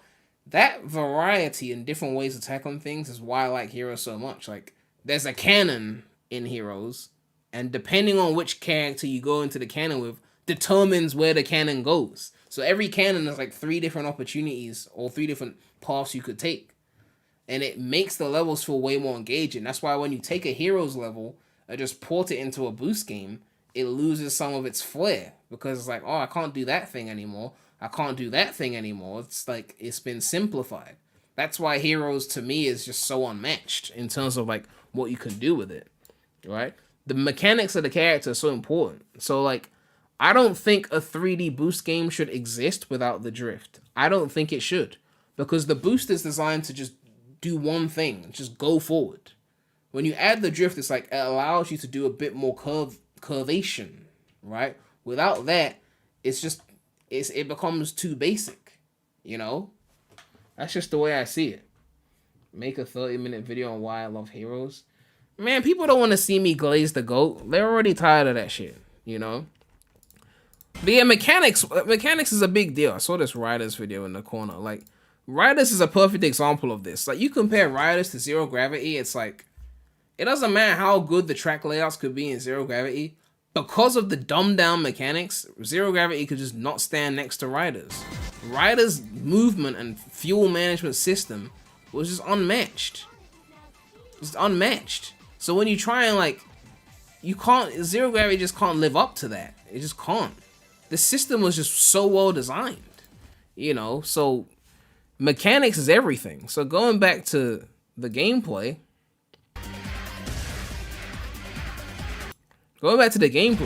everything's so straight because there's no drift moments. So everything's got to look chock-a-block.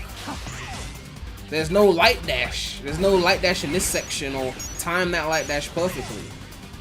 It takes away a lot of the flair. There's no rail balancing or, you know, rail momentum because you're just going to boost anyway. And if you don't boost, you're going to go at a minimum speed anyway.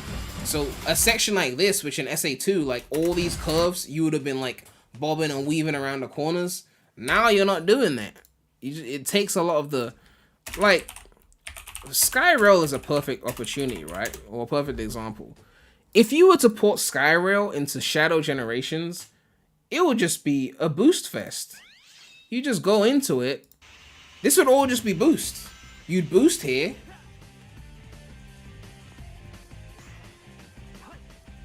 I don't even know if they'd keep these, but I always like those as well. They're slightly different springs, but it's just variety, right?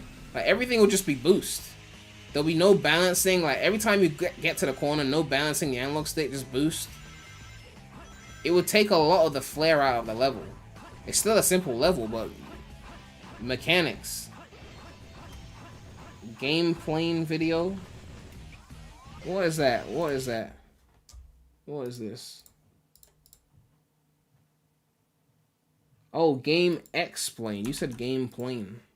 Let me see. More footage. Hey everyone, Joey here reporting to you from Summer Game Fest Play Days because I just went hands-on with Sonic X Shadow Generations. Game explain on right, Nintendo fans in it, so let's see what they say. Shadow's getting a spotlight in this game, and I got to play as Sonic, classic Sonic and Shadow in this build.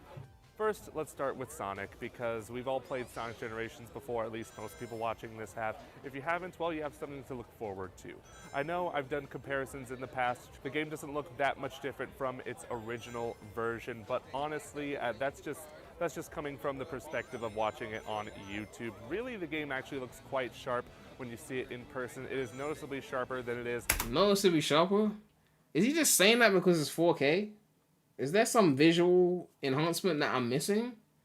Or has he just never played it in 4K before because he played it on PS3 or 360? On Xbox Series X with the FPS boost on, it's definitely brought the game up to 4K. The backgrounds look much clearer. Wait, hold on. It is noticeably sharper than it is on Xbox Series X with the FPS boost on. It's definitely brought the game up to... What is this FPS boost he's talking about? 4K, the backgrounds look much clearer, and it really does look noticeably better, I will say. I was looking at it on a big TV right in front Yeah, so he's just experiencing it in 4K for the first time. That's all it is. That's not really like an enhancement from this version. That's just, it's 4K now. And I could really tell the difference. It looks back. Is that their gameplay? Much clearer. Yeah, so going back to the Modern Green Hill thing I was talking about before. Remember how I was talking about the different ways you could play level? So you could see, like, with casual footage, he's not boosting. He gets to the air part, just doesn't do the air boost, does the boring way of doing things, only attacks the enemies one by one, you know, presses the boost for half a second, and then just... And I could really at least he gets that. It looks very, very good, runs very well indeed. I've also noticed there is a bit of a difference in the gameplay from the original version. You might notice that the drop dash is in drop this dash. game, as you might not notice because you're not playing it, but I noticed it right away. I don't recall being able to use drop dash in So the you're gonna original show us the Sonic drop dash? generations, so it's got to be new here, both for classic Sonic and modern Sonic. So that's a very cool inclusion. We love the drop dash. Wait, modern Sonic? Wait, oh, Shraggy? What? Sonic in the original Sonic generations, so it's got to be new here, both for classic Sonic and modern Sonic. Modern Sonic? What? What button are they gonna put that on? R2? That's the drift. They're not gonna put on. Wait, you're in the air, so you wouldn't be able to use the drift in the air anyway. How the fuck are you gonna drop dash as modern Sonic? When the fuck are you gonna drop dash as modern Sonic? When you run out of boost? How often do you run out of boost in Generations? Like, when are you gonna use it? I mean, look, as long as it doesn't get in the way, I guess it doesn't matter, right? But like, when are you gonna use it? I don't know. So that's a very cool inclusion. We love the drop dash here at Game Explain. That's also, interesting. There are new Chao emblems you can collect in the game, not Chao just the emblems. red stars, but the Chaos as well. They're just little icons you collect, and if you collect 3 of them, you basically rescue a Chao. At least that's what I'm led to believe. I didn't So there's 3 Chao emblems that you collect and you rescue a Chao? collect all 3 Chaos, so I didn't see what happens when you do collect all those Chao emblems, but if you need more Chao, there you go. There's Chao in this game. But now, I know what you're all here for, Shadow gameplay. I got to play 2 different levels. There was the Space Colony Arc level and the Bio Lizard boss battle, which the Bio Lizard boss battle is mostly the same. It starts out very similar to how it is in Sonic Adventure 2, with you running away from its head and then running away from its tail. But then it gets a little different. It brings back those pink orbs, yes, but now it has arms on its back, which I don't remember being in Sonic Adventure 2. So there's a new gameplay element there. Yo, these for the $5 donation. Thank you for the support. Yo, Prem, been watching for a while, and I can't believe you explained Rails so clearly earlier in this stream. SA2 and Heroes really had the best work. Oh yeah, for sure. Like, cause some people are trying to make it seem like it's the same. Like, I was like, no, it's definitely not the same. Like, we have to like specify the differences out here because I think people are forgetting. I guess Heroes hasn't been ported in centuries, so that's why they would forget how it plays. But you know. You attack these arms, and then it goes into the whole, you know, using the homing attack to bounce on those balls and then attack the weak point on the backside of the Bio Lizard. Very cool boss battle. I gotta imagine that's pretty early on in the game. I don't feel like they would show me something that's one of the final things you battle in this demo, but still really, really cool. But now going into the Space Colony Arc level, which is more like a traditional Sonic Generations level. Shadow is running his way through the Space Colony Arc, and then he occasionally gets stopped by Doom's Eye, which from what I can notice, it doesn't seem like Doom's Eye is voiced by Sean Shepard. Like, even something like simple as this, right? Like, look at this stretch of land here. If this was like, you know, Heroes, not to bring up the GOAT again, but like, you could have like trails of rings here in like different areas. Maybe one in the middle, and then maybe go forward, one in the left or something. And then you could just like line up with them and just light dash just to get a little quick boost. Like little things like that. Or you could put a trail of rings in the air that if you jump at a perfect moment, then you get the light dash. And then maybe it lands into a rail or something. Like these little things, I feel like they add more flair to levels. Arc, and then he occasionally gets stopped by Doom's Eye, which from what I can notice, it doesn't seem like Doom's Eye is voiced by Sean Schemmel, who voiced him in the original Shadow the Hedgehog game, Doom's Eye / Black Doom. I think it's a different voice actor, but that's not too important right now. The gameplay itself, he does play quite a bit differently from modern Sonic, as his homing attack is more of a chaos control attack. Therefore, if you see an enemy that's like behind like some laser wall or something, you will safely warp between that laser wall and you won't get damaged there. So that's really cool to see. Like, he's unique in that way with his chaos control powers. Speaking of, there is a chaos control meter where if you press L2, it'll activate chaos control time will slow down around you, which makes for some unique platforming sections. There are like barrages of missiles that you can run on when you turn on chaos control, which was actually part of getting a collectible. If you timed it correctly, you would run across a barrage of missiles and get that other collectible in this stage. Really cool stuff. He also moves differently in that he has a double jump now, unlike Sonic, who does not have a double jump. And so that's changed. Mike Anime donated $2. I want game now. He also moves differently in that he has a Game Explained did a graphics comparison of OG gens to the remaster. Comparing what? Comparing what? Where's the graphics comparison? I don't see the graphics. Is it recent? Oh, here it is. Comparing what?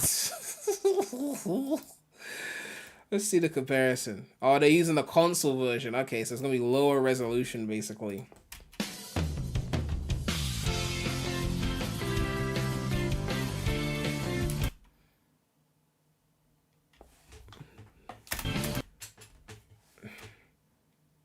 Do you see the difference? Do you see the difference? Wait, hold on. Maybe there is a difference. Hold on. One sec. I might have seen a difference. I can't tell, but maybe the textures over here. Maybe those. I don't know. I'm trying. I'm trying. I'm making an effort. Okay.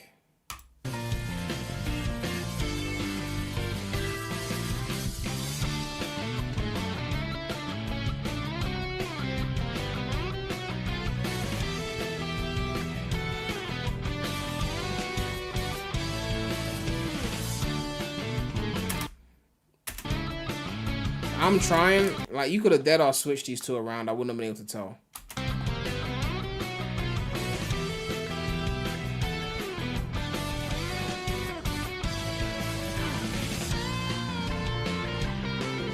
Like, aside from obvious frame rate and resolution difference, there's no graphical enhancement in that sense.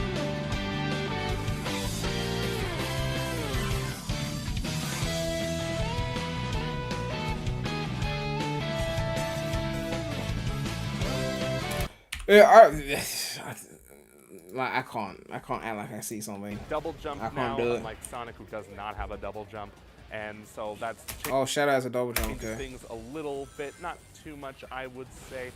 I did run into some moments where the momentum kind of halted a bit for me in these stages. Like, I would keep running and I would just run into a wall because, oh, I'm not supposed to be there. I'm supposed to go back and, you know, take on these enemies before progressing. But other than that, So it doesn't actually mean that kind of momentum. It just very means you have solid to start for the defeat game. enemies. I'm pretty excited to see what else is in store for Shadow. We didn't see too many story elements in this demo. Sonic X Shadow Chins is a slightly better screen. Is that a Victorious reference? I But, feel like so aside from some dialogue between Shadow and Doom, I feel like that is. Doom is hinting at, you know, a prophecy being foretold or something like that. I'm not quite sure, but I didn't get to see too many story elements, and that's where I'm really interested in seeing how this Shadow storyline is going to play out. Okay, Very yeah. reminiscent, My of mind course, went of the instantly there. 2005 game Shadow the Hedgehog. You even collect an emblem at the end of the level where it basically looks like the Shadow the Hedgehog emblem. So they're really trying to drive home the point, hey, we're Sega, we're not ashamed of Shadow the Hedgehog, and neither should you be. Where's that damn fourth Chaos Emerald? All that good stuff. But overall, I came away from this preview pretty excited for the game when it comes out on October 25th or October 22nd if you pre-order the digital deluxe pack. Someone said, Prim, just admit this is a cyberspace reskin with some cinematics. Well, I didn't say it was significantly better than cyberspace at any point. I don't think I did. I just said it was better than, well, Forces, which I believe so. At least if we're comparing first levels, for sure it's better. What was the best? The two best levels of Forces were... Pass, I guess, whatever I'll that go to means. them in a sec. But yeah, really cool stuff. If you're excited for Sonic X Shadow Generations, let me know in the comments below, and subscribe to Game Explained for more Summer Game Fest coverage in this coming weekend and the next few weeks. So until next time, bye-bye. These were the two best levels in Forces. Eggate and Metropolitan Highway. These are the two best levels. So this is the pinnacle of what Forces has to offer, to me. No space as well, sure. But in terms of like Sonic levels, like not mix. Yes, they found out I escaped. Oh well, time to kiss this yawn fest goodbye. This is the pinnacle of forces. And they ruined it with that cinematic at the end, but Crosses Eggman gets a one-way trip to space. No way I'm sticking around here. There's nothing to run on. it's still a basic level, but for forces, this is the pinnacle. It helps that the environments here are slick and the music here was actually decent.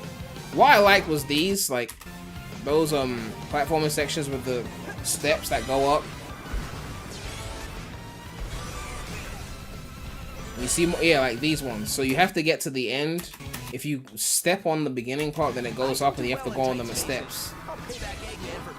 So I like that. So they had me locked up on the death end. This big ball of scrap just won't stay destroyed. But yeah, it's still a forces level. But it was just like the best forces level.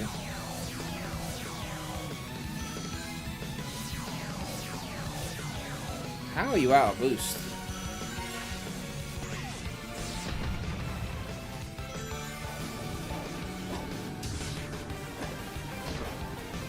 You got like a no boost model? What is going on? I like a boost.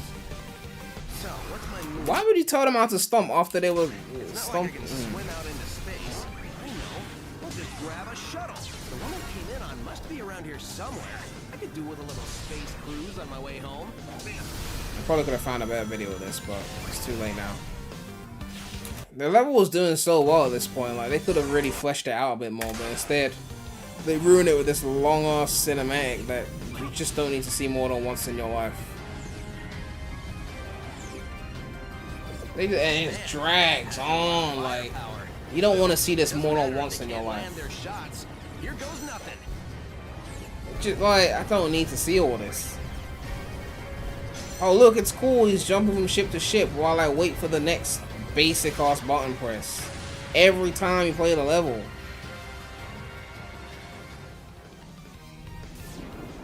Waste of time. Metropolitan High was a better from a level design standpoint though. But it shows how drift would have been so useful.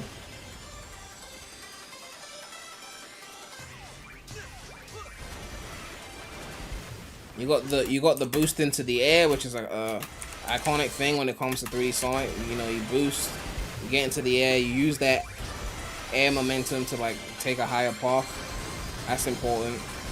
You jump over these areas here, so at least you have to like stay on your toes. It's not just a spring that takes you there. Like you actually have to jump. You know. Now this area would have been better if you could actually drift, but they removed the drift, so they ruined what could have been good potential here. But this should have been like a drift section, but instead they just ruined it with dash panels and holding boost. But this could have been a nice drift section. It just automates it for you so you don't have to drift, so they ruined that.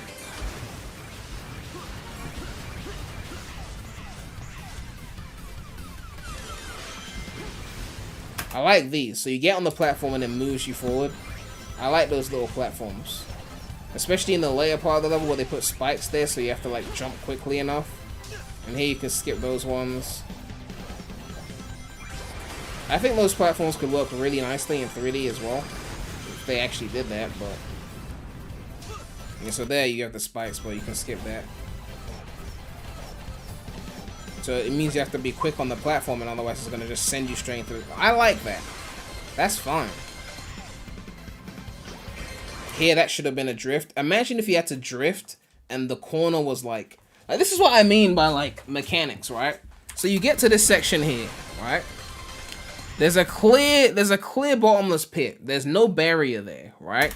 So, realistically here, if you hold the boost, it will just script it for you so you don't fall off. But imagine if it was like Generations and you had to drift yourself, but there was a bottomless pit there. So you could be a fucking bitch and just go really slowly so that you don't hit the bottomless pit. Or if you're skilled, you boost and drift and swerve the bottomless pit and you get to do the section faster. That would have been a thing that would have made this way more intense. Like, ooh, do I want to be like a bitch and just go through slowly so I don't fall? Or do I want to boost and drift and make sure that I drift well enough that I don't fall into the pit? A similar thing that Heroes does, which is kind of on that vein, is like when you're like not good at Heroes, like you're a beginner. Anytime there's like rail sections that are like in the later levels, people just be picking Tails to be safe. Like, oh, I'm just gonna go slow with Tails. I'm just gonna do me, and you know, go through this section really slowly so I don't die.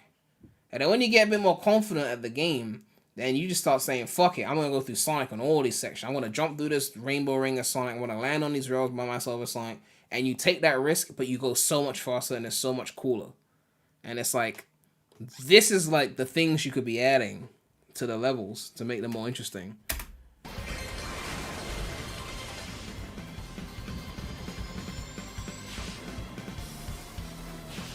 All of this is just automated. Until you get back here, then you hold the boost again. And then what was the last one? Null Space. I feel like Null Space, the music carried it, to be fair. I like that song. You know, they kind of just had that whole purple era, didn't do anything with it. They kind of wasted that.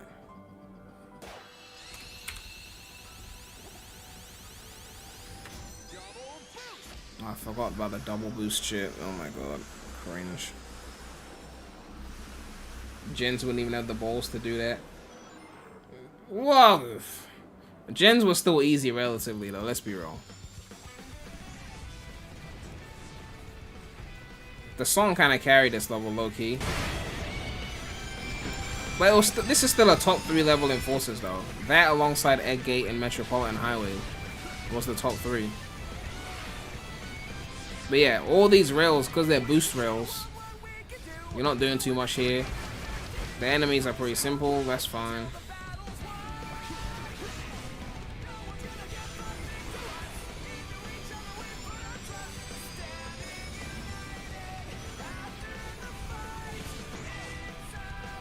Yeah, the music really carried.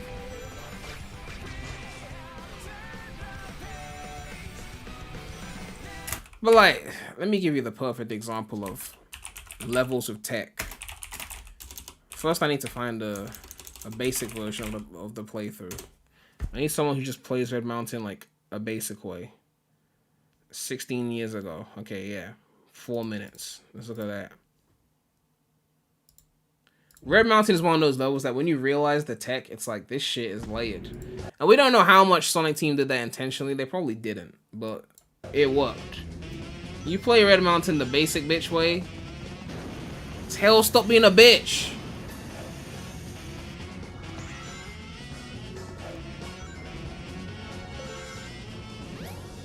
So this is the basic bitch way. Just simply, you're just playing the level. Like, I'm just la-di-da-di-da, playing the level, just doing my thing, climbing the ladder. Yeah. I'm just playing Red Mountain. I'm having fun. I'm having a good time. This is Game Grumps. We're making fart jokes. This is the basic bitch way. Like, that's how everyone plays at some point. Like, the first time. Like, I don't know about no infinite spin dash and all that shit. Like, yeah. I'm having fun. I'm having a good time. Enjoying myself.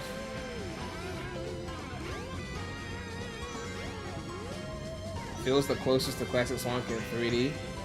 Well, I mean, it tried to do a bit of that while still being its own thing.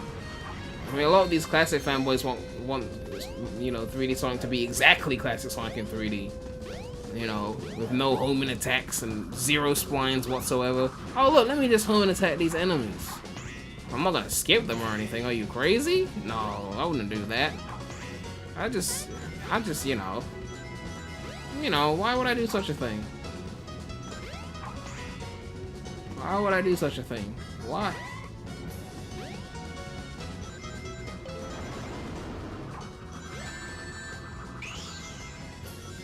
Should I jump over there and take a shortcut? No, I wouldn't do that. Ghosty tip $5. No 2D sections in the final shape stage. They're cooking. Yeah, I mean, I guess it's a good start. I mean, Iizuka did say it'll be 2D in the game though, so I'm expecting it at some point. So at this point, you're running down this whole area. But the whole area that you're running down is right to your left. So at some point you go, what if I just jump over there and just save some time? A more recent Sonic game would have invisible walled that to prevent you from taking that shortcut, but not here. Anyway, let's skip to a better run of the level. Let's try and find one. If this guy got one.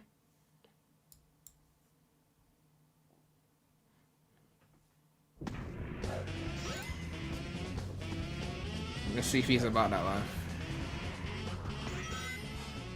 Oh, what's that? Oh, okay. Oh, okay, just skip that section. That's nice. Oh, go up there? Oh, what about that momentum into the... Oh, you messed it up, you messed it up. Okay, you could have done that, but you messed it up. Could have gone up there.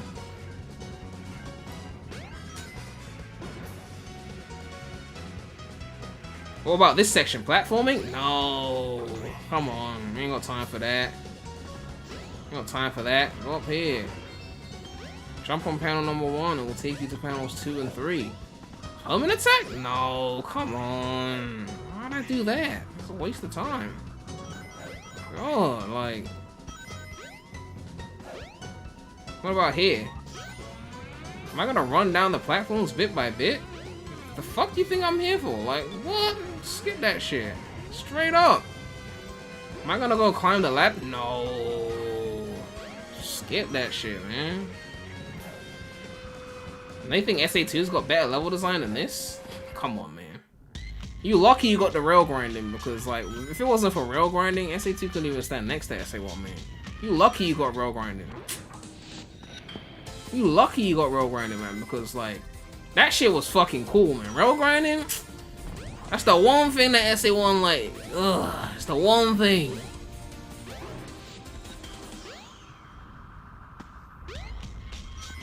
Even this section, you could do it way faster than this.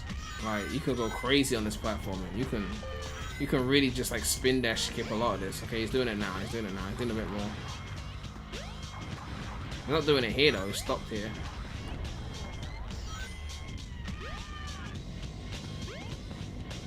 Someone said SA1 and 2. No, yeah, SA2 doesn't have identical control to SA1. No, they're very different. SA2 is stiffer. And you can't infinite spin dash. They added a delay to the spin dash so you couldn't do exactly what we're doing here.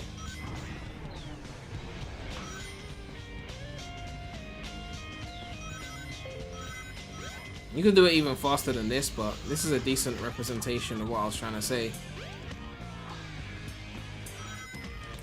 I don't want to sound like the classic fanboys with the whole you have to earn your speed, you know, hullabaloo, but like, we're just trying to make a point.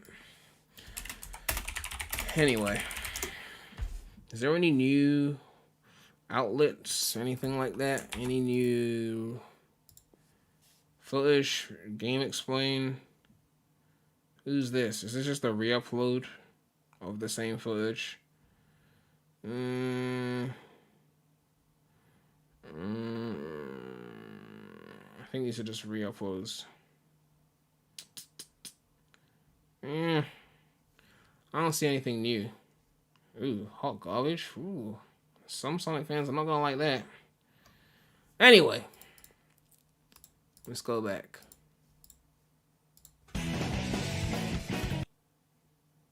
You mean the video's unavailable? You deleted your shit? Why the fuck you remove your shit? Sega probably came for his ass.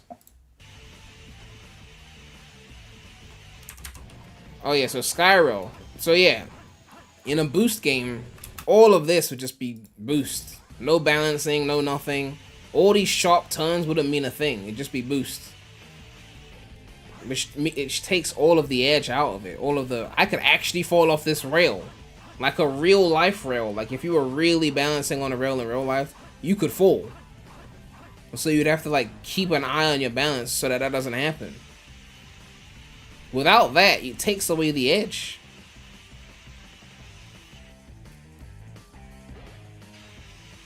Can't home and attack onto the rail, so you gotta actually really fucking land on the rail.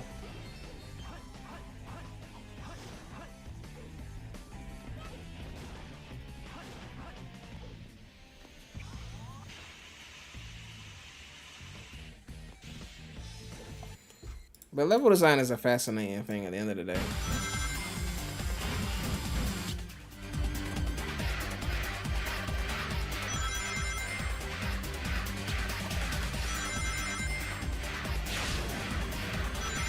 Like even a section like this is just an idea I'm throwing out. You're running through a pipe. You could put like some pits in here, so you have to like turn around different areas of the pipe. So you put a pit at the bottom, so you have to run upside down for a bit or something like that. Or maybe do a cool light dash that you know, spirals around so that you can just like, you know, I don't know.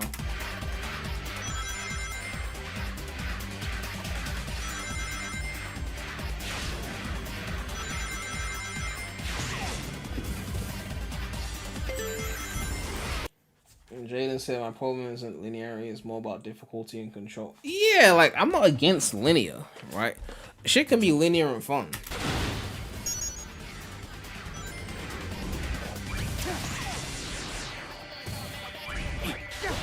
Chaos control.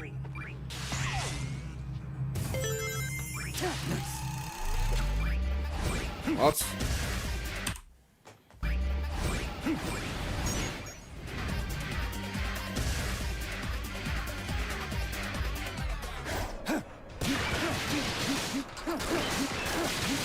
Okay, let's control the video.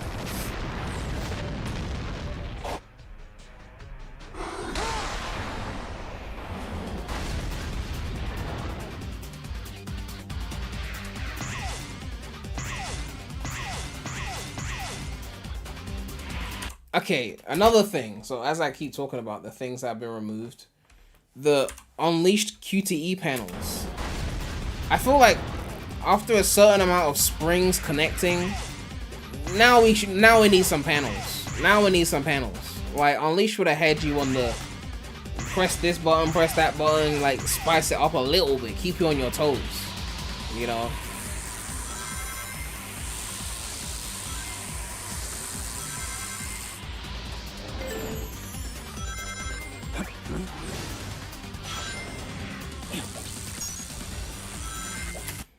You didn't like the Unleashed QTEs because you died from one mistake? Well, I mean, then don't make a mistake, right? I'm just saying, like, look, here's the thing, right?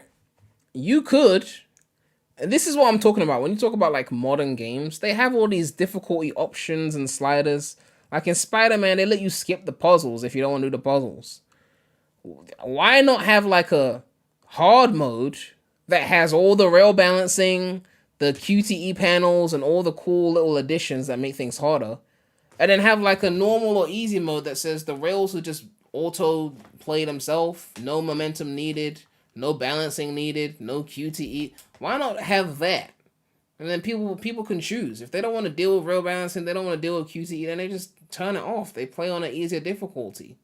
Put on hard mode, you get the balancing, you get the difficulty, like, you know what I mean? So like, these are the things that they could do if they were interested in making games that were higher than a 7 out of 10. But because they like to coast that 7 out of 10 line, they wouldn't do all that extra shit I just said. You don't want QTEs because they're lazy. How can you say QTEs are lazy, but then you're okay with just 5-6 springs chained to each other? I'm trying to do more when I play the level. I don't want to sit there and watch all of this. And before you say something like, well, SA2 did that as well. Whoa, again, I never said SA2 was the pinnacle level design.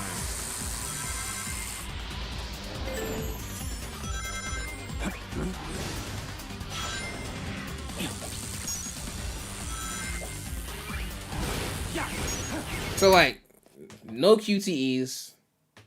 Like, you don't even have the trick ramps and generations where you just held a button. You don't even have that. So you got no QTEs, no regular tricks, no drift, barely any light speed dashing. Have we seen any rockets or anything like that? Like, you know, do we have wall jumping? You know, wall jumping in 3D would have been cool. Like Heroes had that, you know.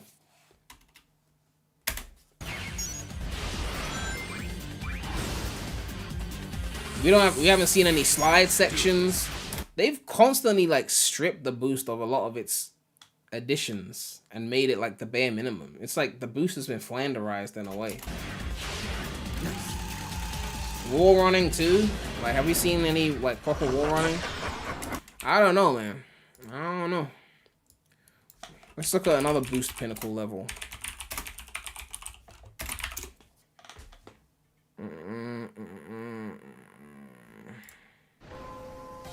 Here we go. Like I like situations where if you're not on your toes, you will die. You can't boost through this section and not quick step because you will fall off. You have to like pay attention. And there's slides as well. You know, it's still a simple quick step section, but there's more stakes. That's all it is. I like high stakes shit. I like, oh, if I mess up, I will die here, right? It's not just, oh, you just keep going anyway. There's no real difference. And then you hold on to the boost there to get the higher route, so it leverages the momentum of that. I mean, it's easy to get momentum if you just boost, but, you know. And then when you press a different button, it takes a different route. I like that, too. That goes into there. Then you get a drift.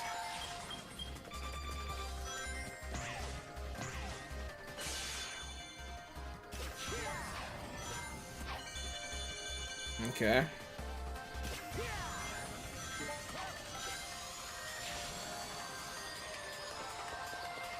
Sometimes I wonder if we should have allowed boost on rails.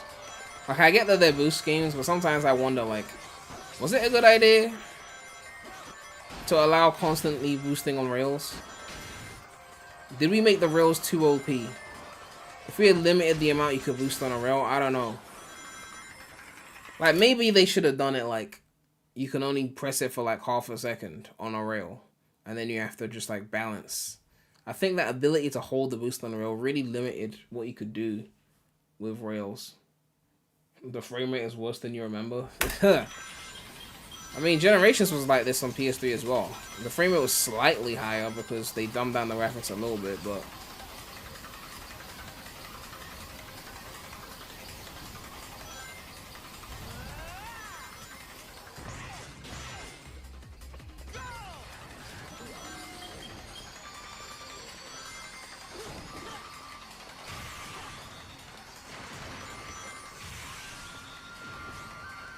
I like how they warn you about the bombs instead of just letting you run right into them.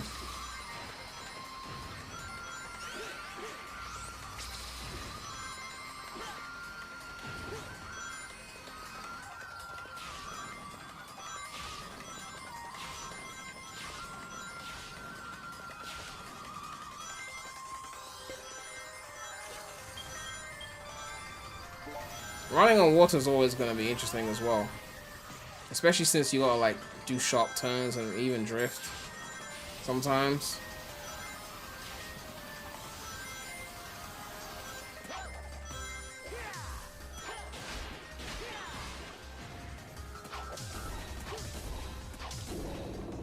And they got the panels here.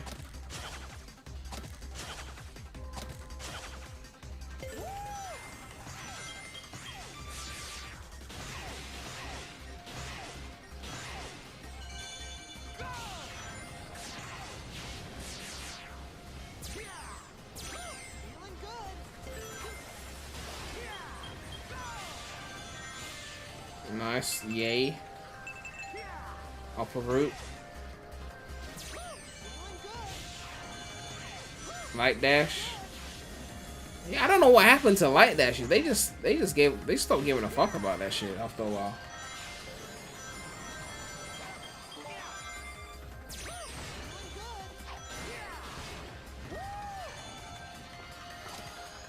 Panels again.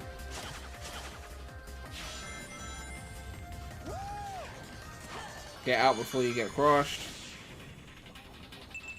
Nice, panels again. Otherwise you hit the enemy, I think.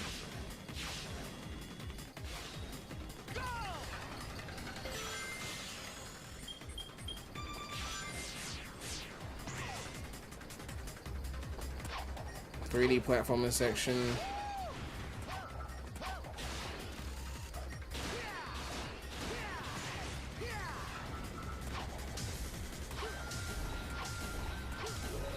Link Unleashed is too hard for 90% of its players.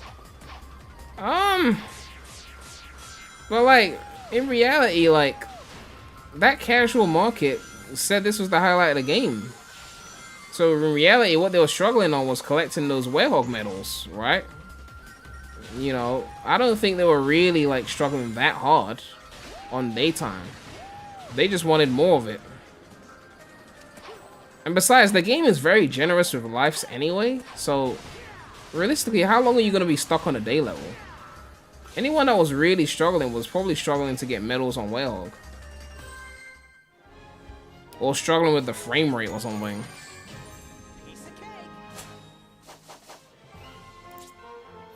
You know? But I mean, like, Eggman Land, man. Like, where's my Eggman Land footage? I think I got some Eggman Land footage. This is off emulator, so it's actually 4K, I believe.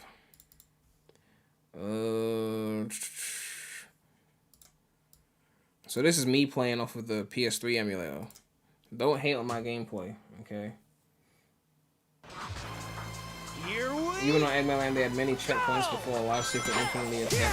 Yeah, they had a lot of that as well. And that's the thing, Unleashed was the first Sonic game to do that. In every previous Sonic game, you grabbed the 1-up once. Didn't matter how many times you died. You grabbed that shit once. Also, I love this route. You jump here. That's an upper route. That's a way quicker route. You just saved a lot of time. Eggman Land, right? When it comes to 3D boost, excuse the frame rate. Oh, yeah, I did die. So, usually when I use this footage, I have to skip that first death. So I forgot about that. Ignore that. But yeah. What was I saying? So I forgot my train of thought now. I just didn't stop the recording. There was a clean run in here, okay? Ignore that run. That doesn't count. It was the frame rate. You saw that shit. I timed it. It was the frame rate. Oh my god. Like, I pressed the button, it didn't register. The shit was going like slow. Anyway.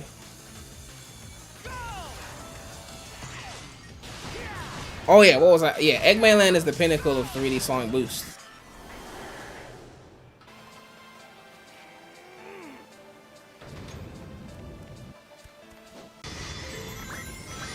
Oh my god, werehog is so goated, man. werehog was so good. Oh my god, like they just, oh my god, that shit is goated. That shit is goated.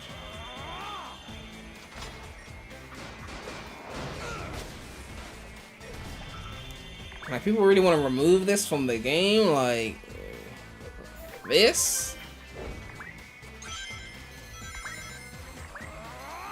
Couldn't be me.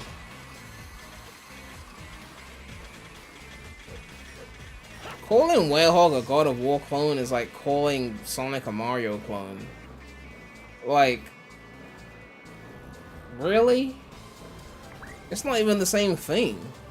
God of War is not really focused on platforming at all. It has some, but that's not what it is.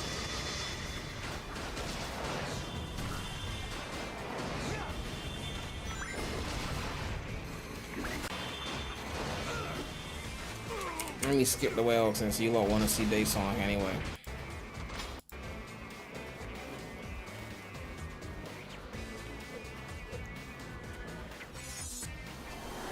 Well, that shit is quick. I forgot it's on emulator. I have to wait for it to load. I think I messed up here though. I didn't get the upper route or something. Like, this is level design right here. The wall jumps. They just could, yeah, I think I messed up the upper route. For some reason, I don't latch onto that all the time, so sometimes I mess that up. All of these are insta-kill. Like, if you run into them, you just be thrown off the path.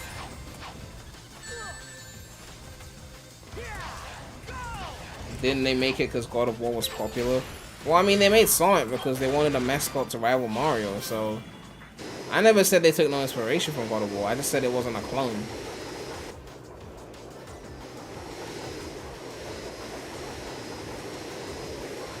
Oh yeah, I almost died here.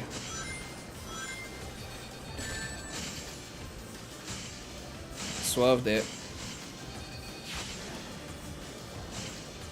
I mean, I've used this footage in like a million news videos. Those of you who watch my content have probably seen this Eggman Line footage a million times.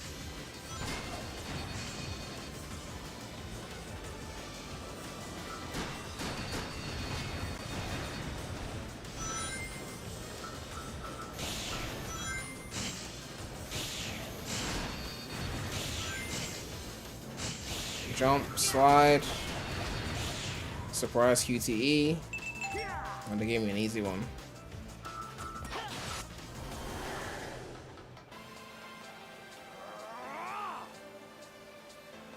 Level design is a fascinating thing though. There's so many elements to it. But it highlights that you can only design a level around the characters that you've got and the moveset that they got. So we can sit here and critique the level design of Shadow Generations, but ultimately a lot of it boils down to like the moveset that they employed in the game. Why is there no light dash? Why is there no drift? You know? Why is there no rail balancing? Obviously to make it simpler for the casual market, but it's like that is why the levels are so much simpler. It's because they took out the mechanics that would allow you to make more complicated levels.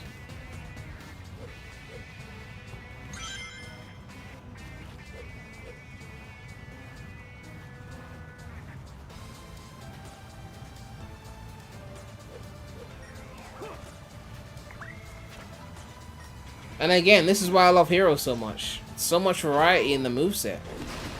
Like, when you play Team Chaotix, you can teleport through flowers. That's unique to them. Or you can turn invisible and swerve enemies and not get detected. That's unique to them. You know, when you play Chaotix, you can turn enemies into rings using Team Blast. That's unique to them. When you play Team Rose or as Amy, you can stay in the air longer than any other speed character. Or Espio can't fall off when wall jumping, he just stays on the wall indefinitely because he's a chameleon. Like, that's unique to them. Big and Vector can belly flop, that's unique to them. So you can belly flop enemies, you can't do that. You know, Team Dark can stop time, that's useful, that's unique to them. Like, the moveset allowed you to do so much shit with the level design. Because you could have one section and it could be like, you could go through this with speed character and you go this way. You could go through it with a flight character and it'll go this way. You could go through it with a power character and it'll go that way. And they're all valid routes.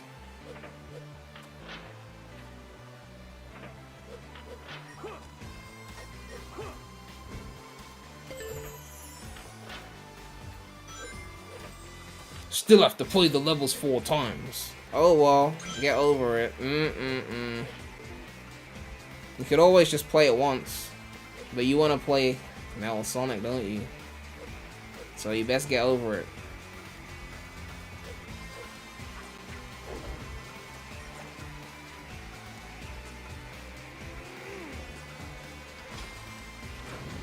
Oh please, I'm not mad. I've heard that a million times. Come on. You don't think Heroes has enough variety in the 4 campaigns? I definitely disagree for Chaotix. I definitely disagree for Chaotix. But I mean, you know, it is what it is, man.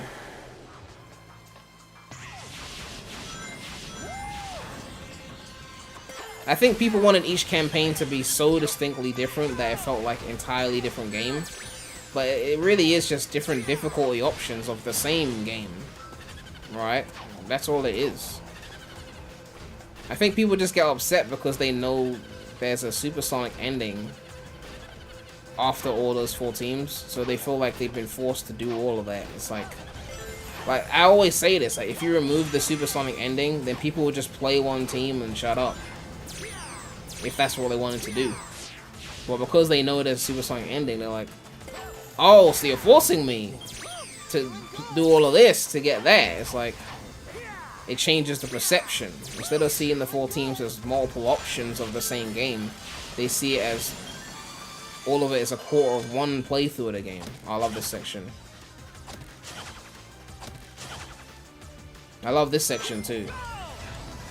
With the the treadmills, plus the quick steps, and they put the spikes there to throw you off. I love that. That was a creative section.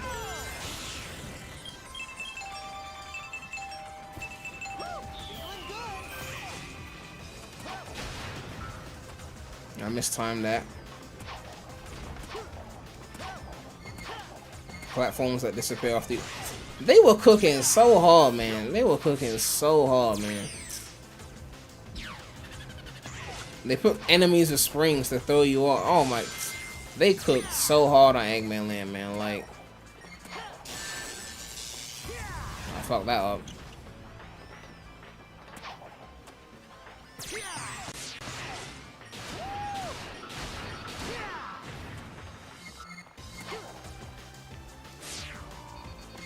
This level took like 20 plus minutes first time. Man, I was on it for an hour. I did like an hour my first time, man. I'm not even gonna lie to you.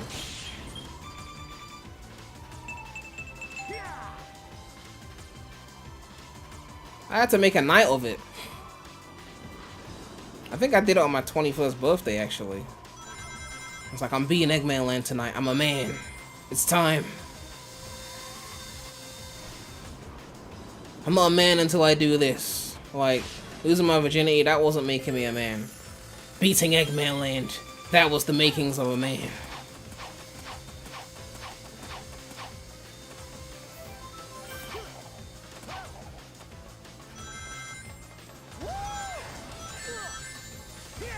Oh, my favorite shortcut's coming up.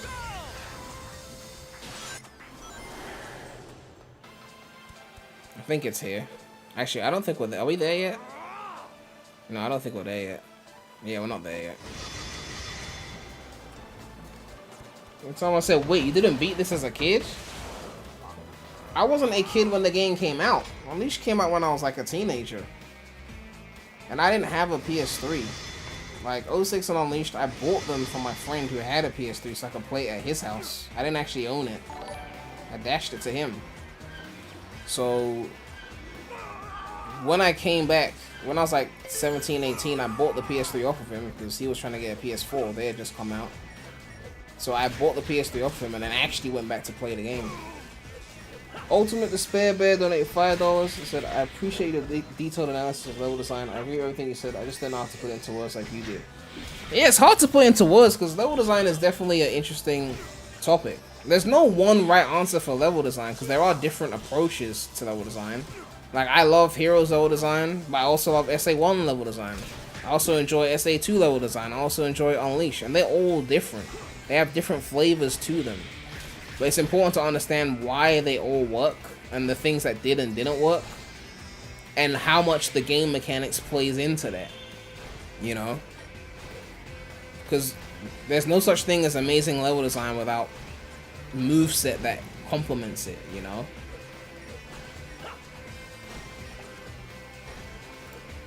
I think making medals not mandatory would make people like the whale more. That's definitely true. Because like if you do these levels without medals, these levels aren't that long. Whale levels are like less than 10 minutes.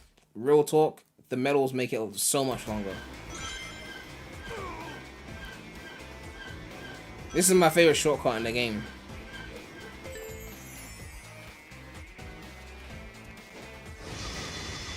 Love that shit.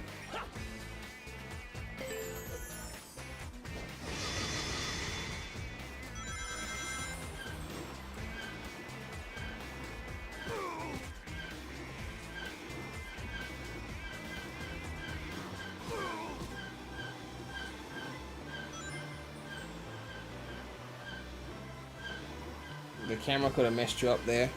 Yeah, because Unleashed, they started locking the camera too much.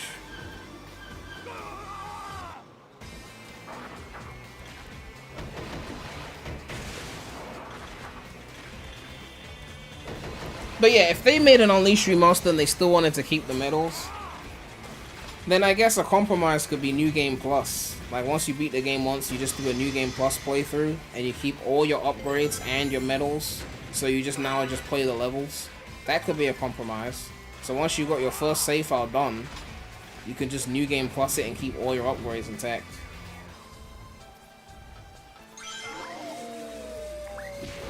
But then the people that hate the medals still complain that they gotta do it once. I fucked that up.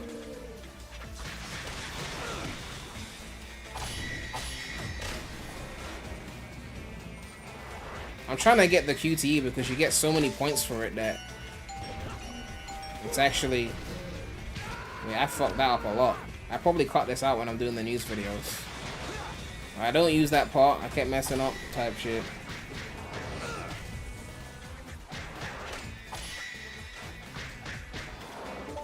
It's actually easier to just kill him normally. The moment you try and do the QTE here is so fast that you have to like pause it to like get it in time. Especially with the emulator. Oh, I ran out of shield. Yeah, this is embarrassing. This is embarrassing. But the point bonus is crazy. The point bonus is crazy.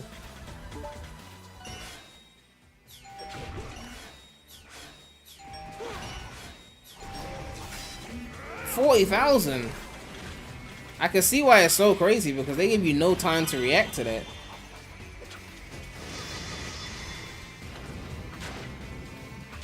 You remember dying here on a hot dog mission? Yeah, this is the final section. I don't even think I've done the hot dog mission. I mean, I've been on Eggman Land a million times without dying. But I don't think I've actually done the hot dog mission.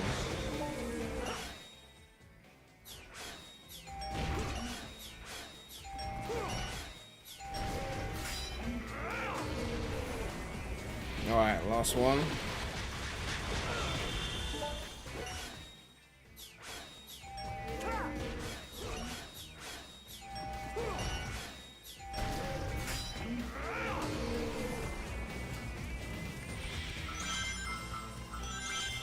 Anyway, that's enough of that. What did I get? It was an S, right? I mean, all those QTs I would have gone on S. Anyway, yeah.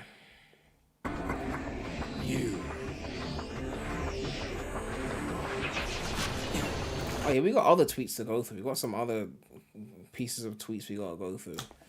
Let me put on some music.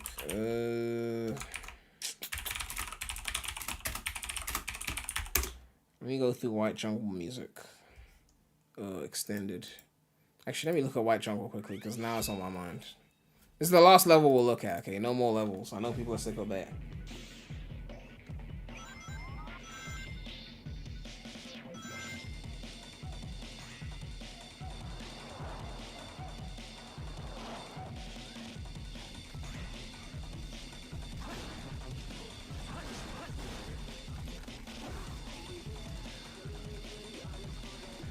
Little things like this definitely spice up levels. Like, this could have just been another spring, but instead it's like its own thing, unique to the level.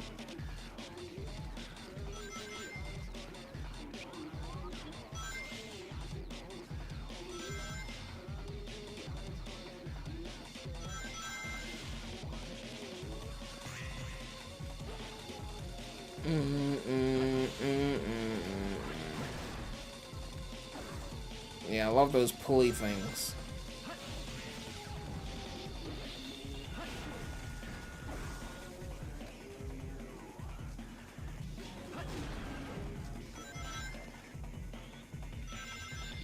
Here we go.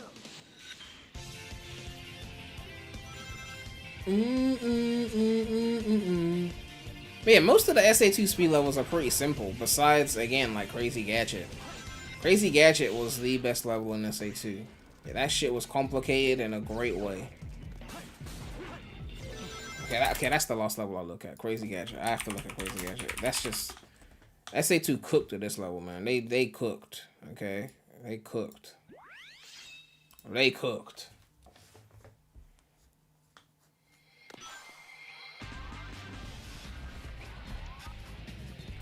They cooked, man. Like, I don't know what they were smoking when they did it. Oh my god. They were pulling out all the tricks. Gravity switching, artificial chaos, the pulleys, like, rail grinding over the slime. Like, they cooked. The light dash outside the building, back into the building. They cooked, man. They just cook so hard. Somersault to the spring, under the thing, upside down, rails grind. Oh my god, they cook so hard, man. This is a trap though. They just put a complete trap section here. You just gotta know the right way, otherwise you could die here. But anyway, rail grind through the abyss, artificial chaos, upper root. Okay, just go down there.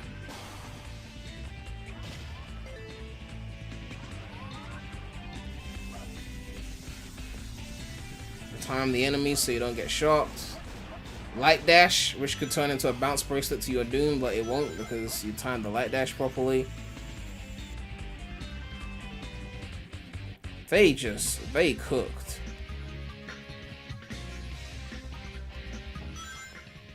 Straight into the upside down. Hit the switch.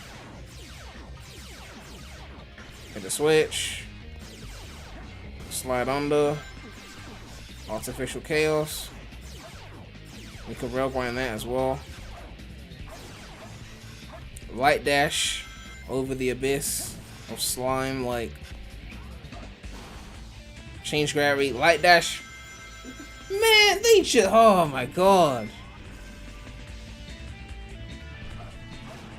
They were killing it, man.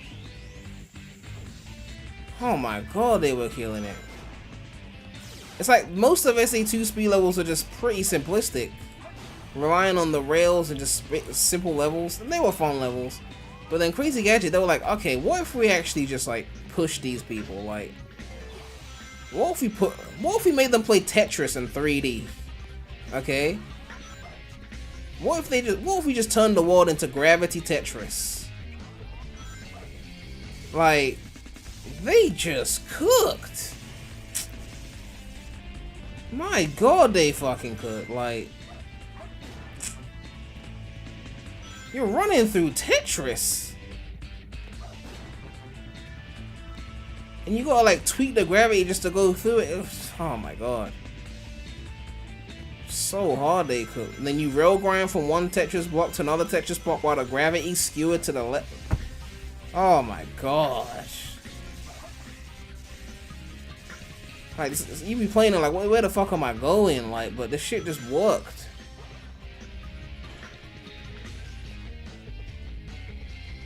They just,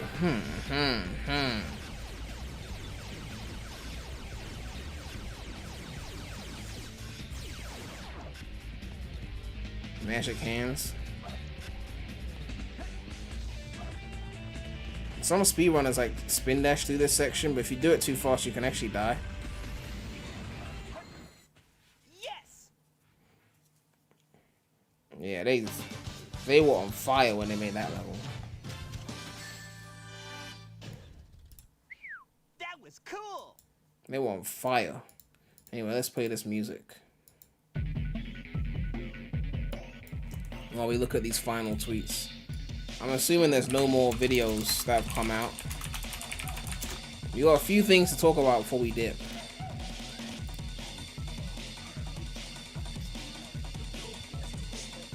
Is this a re-upload?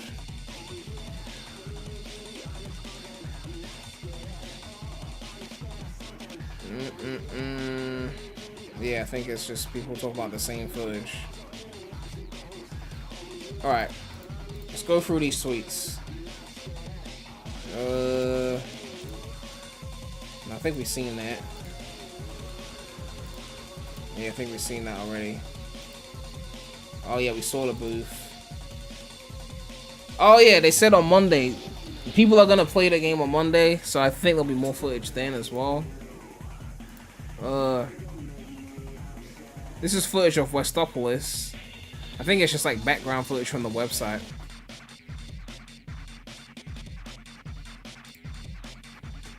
Yeah, this is just like background footage.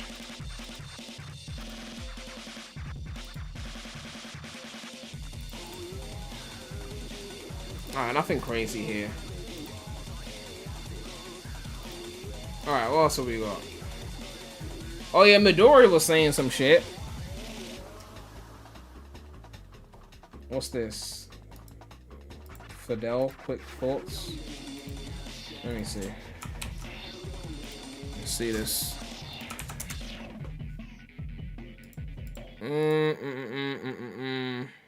Okay. Ooh, is that the HUD? Is that the menu? Oof. They made a good fucking menu. Like oof. Oof. It's like the Generations menu of like actual real swag. Oof. Oof. God, that's swag. Look at the background. Ooh. I almost forgot Kirk was voicing him for a second. It just says MASH. Oh my god. Oh my god, they just said MASH.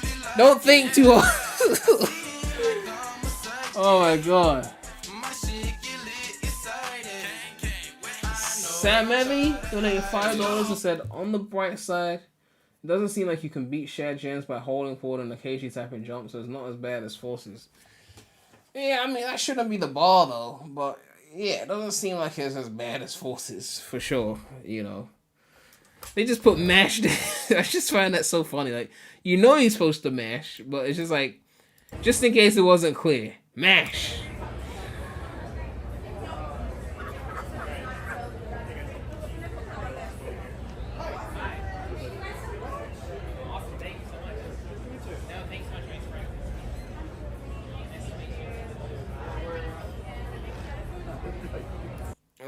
Okay, let's see.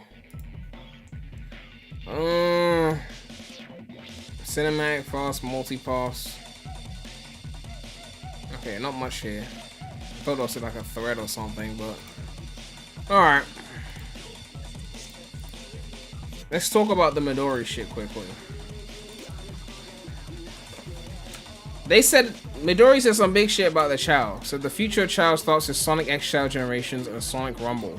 Sonic Chao Guardians is currently in development for Netflix game platform, and there are plans on Sega to create even more Chao content in the future. Someone said, wait, does that mean Chao Garden is actually back as a mobile game? And said, Midori replied, it is a brand new title that focuses on Chao. It is not just Chao Garden.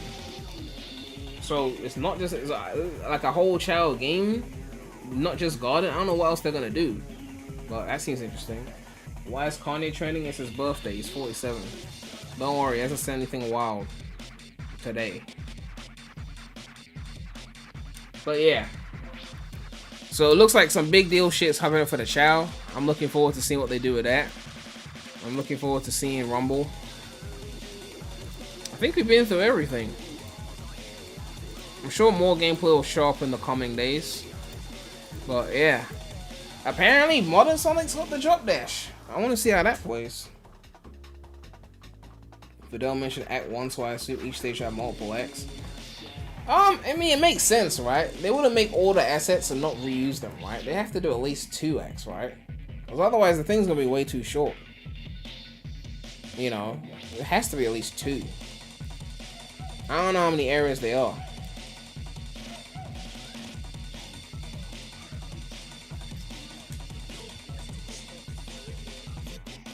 Prem is almost as old as Kanye. Relax, okay? I'm like the age he was when he made his second album. Overall thoughts? In terms of the Sonic Generations portion, they done fucking nothing. I mean, I guess there's a few Chao missions. Visually, they done nothing. I just want to see if they uncap the frame rate. That's like the bare minimum. If they do that, then at least they did that. But I don't know if they did that.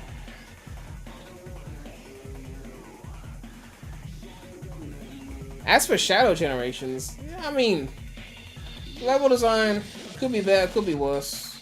Kirk Thornton's voice could be bad, could be worse. Ranking system could be better. You know, what else is there to say, really? The length of it, you know, they said shorter than Generations.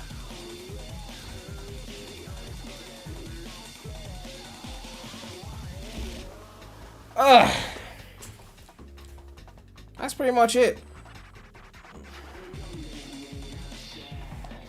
That's pretty much it.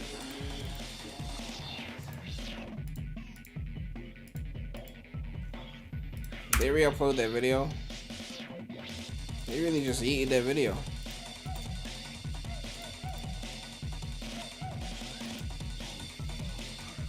Is there any more news that we might have missed? Final Horizon Cyberspace time? I'm not doing that. Not now. I'm sure there'll be another stream and we'll do it. I'm trying to dip. Are these new screenshots? Have you seen these? Okay. Is there anything new here?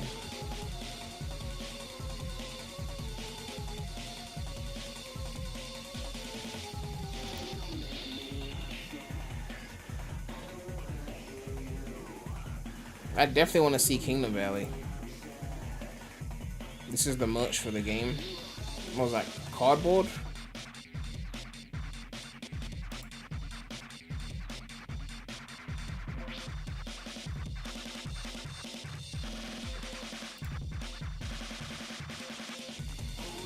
Oh, they should have at least fixed time here or something.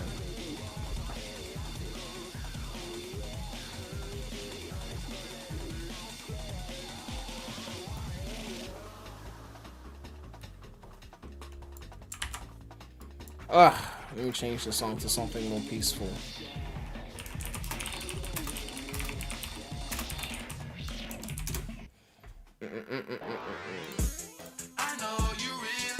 Yo, so maybe donate $5.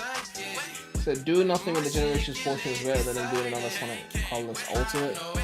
Yeah, but I mean, that's the problem with the low bar is that, you know, the fact that it doesn't look butchered, everyone's like, well, that's enough. That's enough to buy it. They didn't butcher it. It's like, but they didn't really improve it. I mean, I guess Drop Dash, that's cool. I like the Drop Dash. But, like, you could have done something visually to it. You know, but... Are they gonna delist Gen? I don't even know if they're gonna delist the original. It's still there. I don't think they will. But maybe they will. I don't know. I don't know, man. I don't know. Like, bare minimum shit, they gotta unlock the frame rate. They gotta give you multiple save slots instead of one save slot. Like, bare minimum shit, right?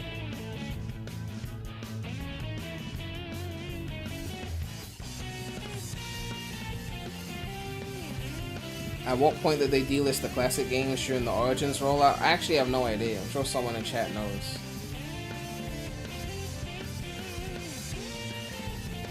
Check Midori's replies.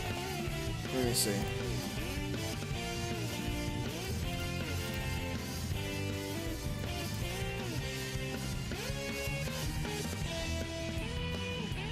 Oh, the season pass thing. Someone said, haven't seen anyone talk about this on the Steam page. It says season pass.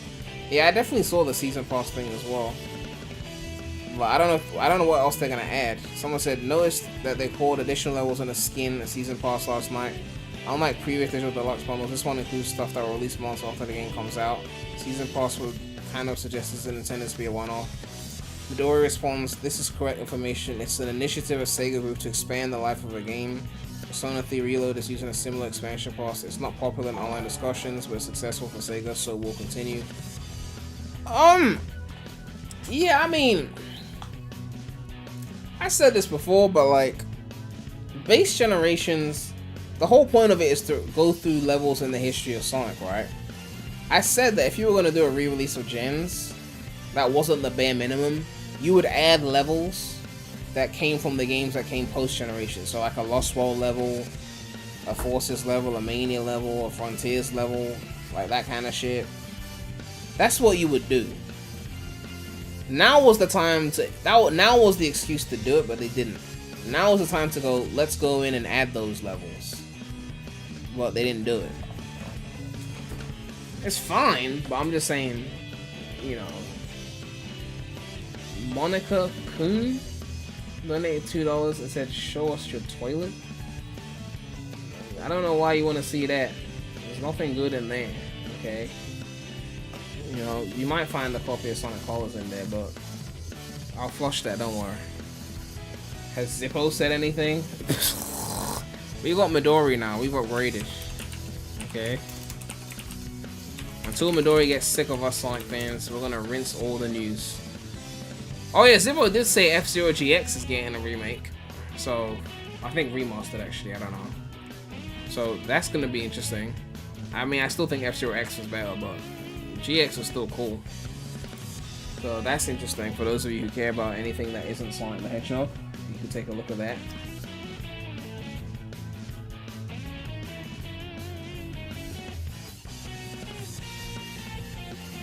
But yeah, I don't know if the Heroes remake's still happening, but you know they're gonna butcher it somehow. I'm just not ready for that. So, Floating Kite Stunning $1 said, I think the levels are trying to reach a middle ground between Boost and the more exploration-based levels of SA2. Exploration-based? SA2? How much exploring were you doing in the speed levels in SA2? I wasn't exploring that much. I'm personally very excited about them, especially someone who played the Final Horizon side-space levels. Yeah, you guys keep going on about these Final Horizon cyberspace levels, man.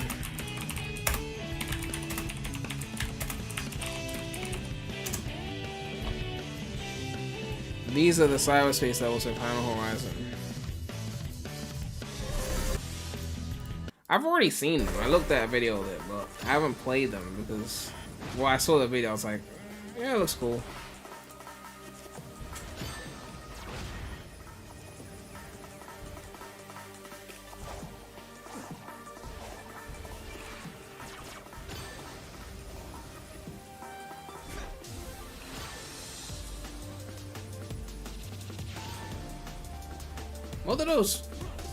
What are those bottles do?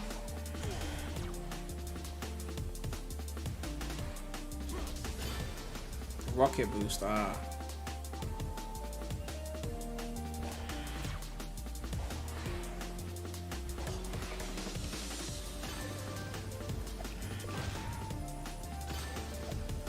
Quick step.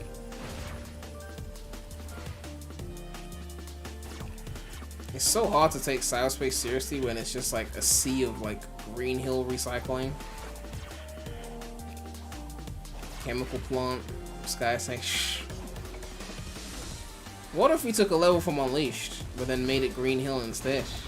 That'd be crazy. Oh, write that down, write that down.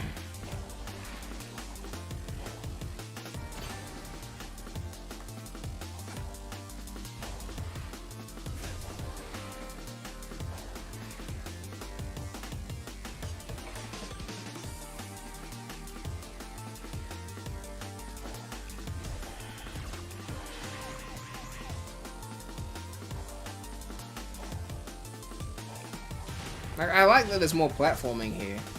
I guess I just get sick of the visuals after a while. It's like so many like repeated textures of the same fucking thing. The squares.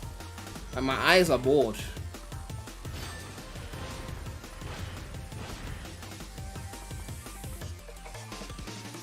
This is like it's kind of like if they made a 3D Sonic level maker. It feels like that. It feels like some kid made a level that's interesting, but because they got like limited blocks and things they can use, they just like copy pasted the same block everywhere.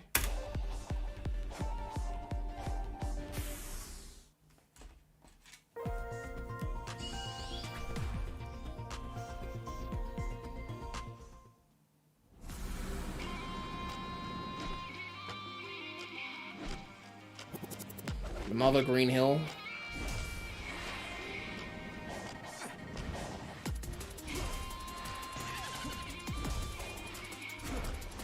Alright, skip the loot, that was nice.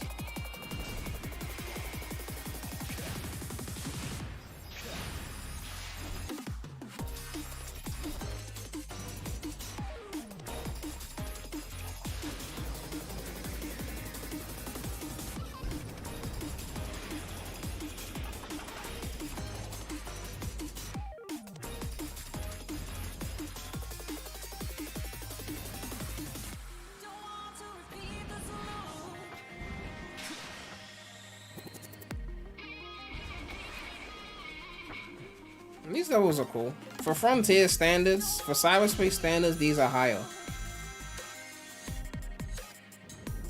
But like, how many times can you see Green Hill in those same blocks before you get fucking annoyed?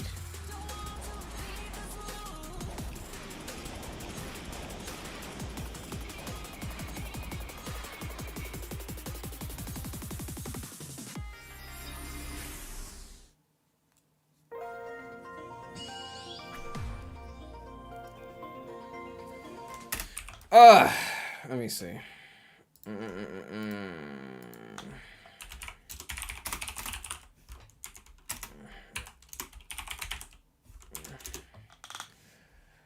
Alright, let me not go for the. Let me see. Is that a metal collecting? Okay. Spark 3. Spark 3 is so good. Like, I don't want to play the fans make better things in Sega card because, like, we've heard that a million times. But, like, you know, they did something special with this game. Like, oh, they just did something really special with this game, man. The way the character moves and the way you can leverage momentum, whether it's the rails or the ground, they cooked so hard with this game, man. It's so, oh my gosh.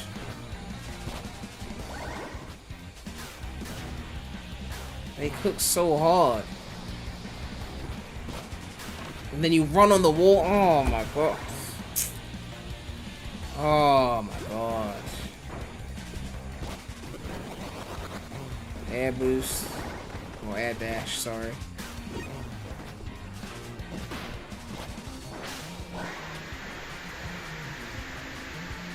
Is Spark 3 my favorite Sonic game? Well, it's not a Sonic game per se. But in terms of physics and level design, it is up there. In terms of, like, attachment to characters, I don't have the same attachment that I had to, like, a Ryan Drummond or Jason Griffith.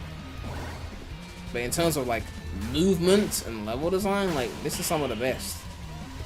It doesn't have as many of the cool scripted sequences as Sonic has had. Like, the big budget scripted sections that just look really cool. You know. But the levels are really fucking fun to play.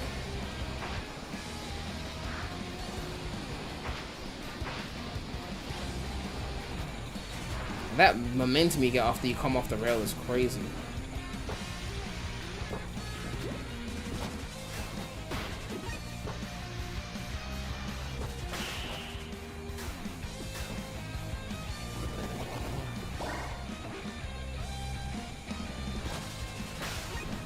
I missed the dash bar, that would have been slick.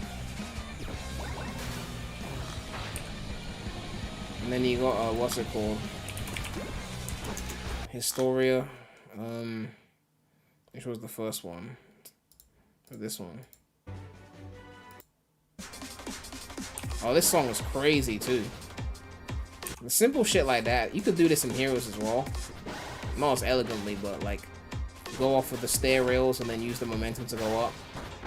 Yeah, it's not as momentum-y in Heroes, but you can do that.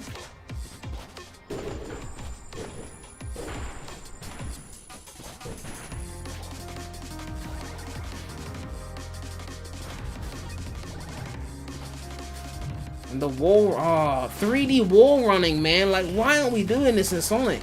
Why can't we run on walls in 3D?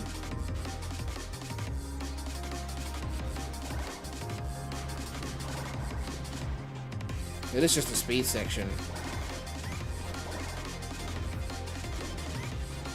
And then you do the rail grinding into the abyss, rail switching. Pretty simple section, nothing crazy. This is the maze section, the weird puzzle. Oh no, not this one.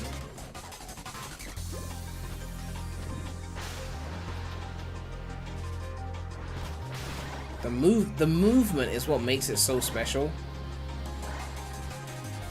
I guarantee you, if you took some of those Shadow Generations levels and ported it into this game with the movement, you'd find new ways to play it to where it would actually feel like way crazier than playing it in Shadow Generations.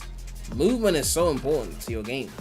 Like, that infinite spin dash in SA1 was probably a mistake to Sega. They probably didn't intend for it to be that broken, because, you know, they got rid of it in SA2. But it's inherently that thing that gives SA1 that extra layer that Sega probably wasn't even trying to give it.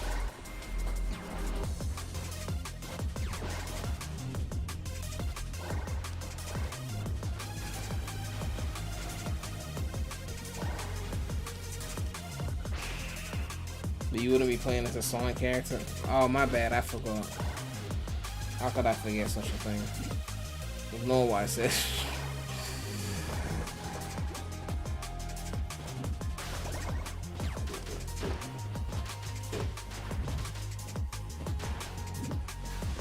The only problem I have with this game is it needs a proper level select that doesn't go back into the story with all the bosses and shit. Sometimes you just want to play the levels.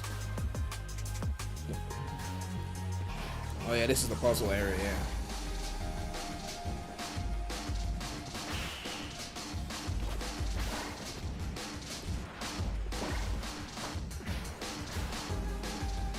Yeah, the movement on this game is so fun.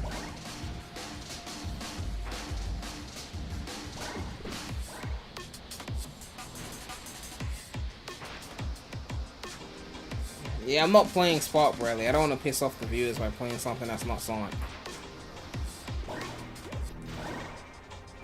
There's a Sonic mod for this game, chat. If you really don't want to play something that isn't Sonic, there's a Sonic mod. Although I'd rather just play a Spark for this game, but, you know. It's a great game, what can I say? It's a great game. Anyway. Let's end the stream. Been around too long. I know my outro game is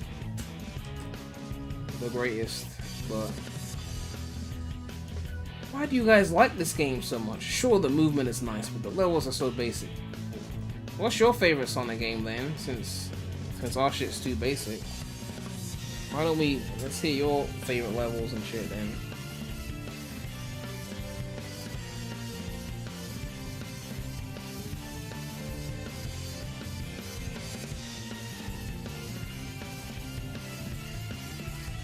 Unleashed? Well, I mean, okay.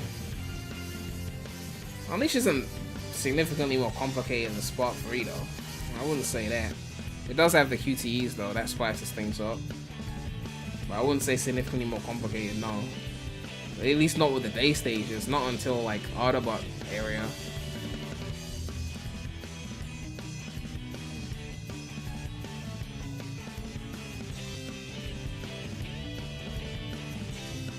Next stream play cyberspace. Honestly, I don't even know when the next stream is. I don't be streaming here a lot. I mean, if we get more gameplay, then I might go live. I'm guessing maybe Monday there might be more.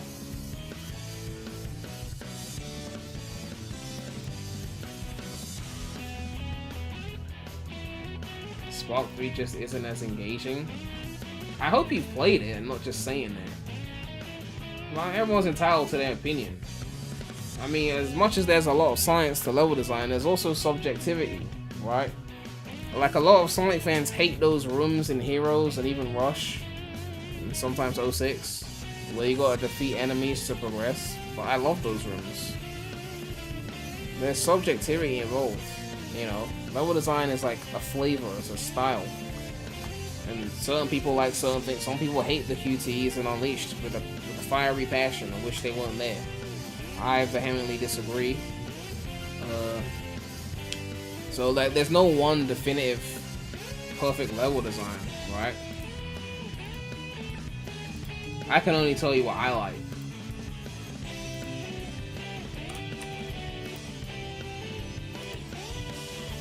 Yeah, I think we've seen that already, the menu. I think this is the different image, but yeah. They cooked on the menu. They definitely cooked on the menu. Definitely cooked on the menu. Like, I don't know what they were doing when they were making that HUD, but the artists were working overtime, okay? Those artists, when they were assigned the assignment of doing that HUD, they were working like their life depended on it. It's like Sega went to them and said, if you don't make this HUD fire, we're gonna replace you with AI. Get to work. And they just cooked up the greatest HUD that we've seen in years. You know?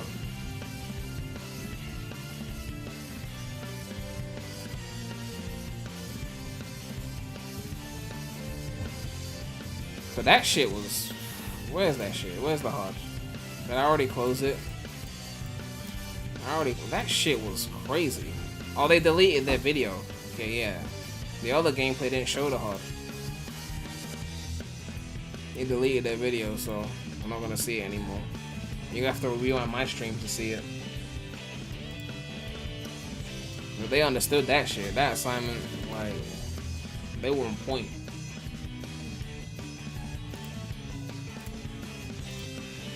Anyway, so we're all looking forward to the game coming out at the end of this year, right? We're all gonna be playing Sonic Rumble Day 1, right?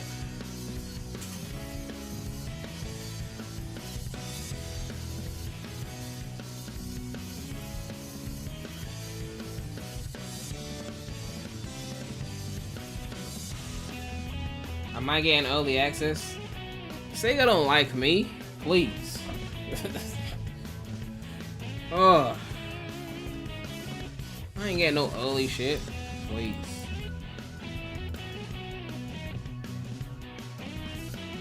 Oh, a new tweet. Hold on, new tweet. We're back in. Just when they thought I was out, they pull me back in, huh? Sega made purchasing a Sonic game complicated again, so I made a table showing where and how to get Sonic X Generations bonuses. Base game, available physically and digitally, but on PS4 it's digital only, PC digital only.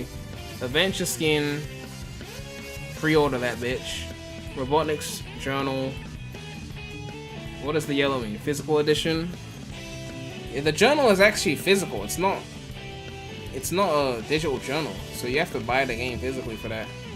Play the game 3 days early. Oh, if you're on Switch, you don't even get the early thing.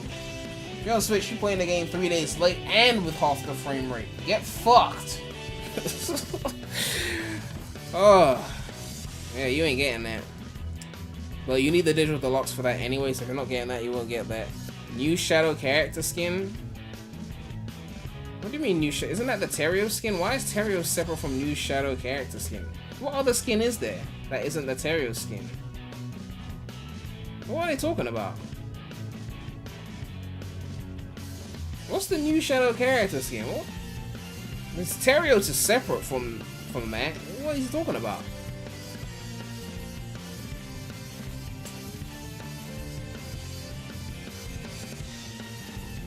Am I missing something?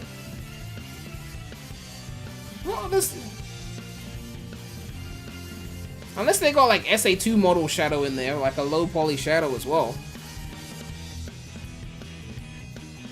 I don't know what skin you talking about.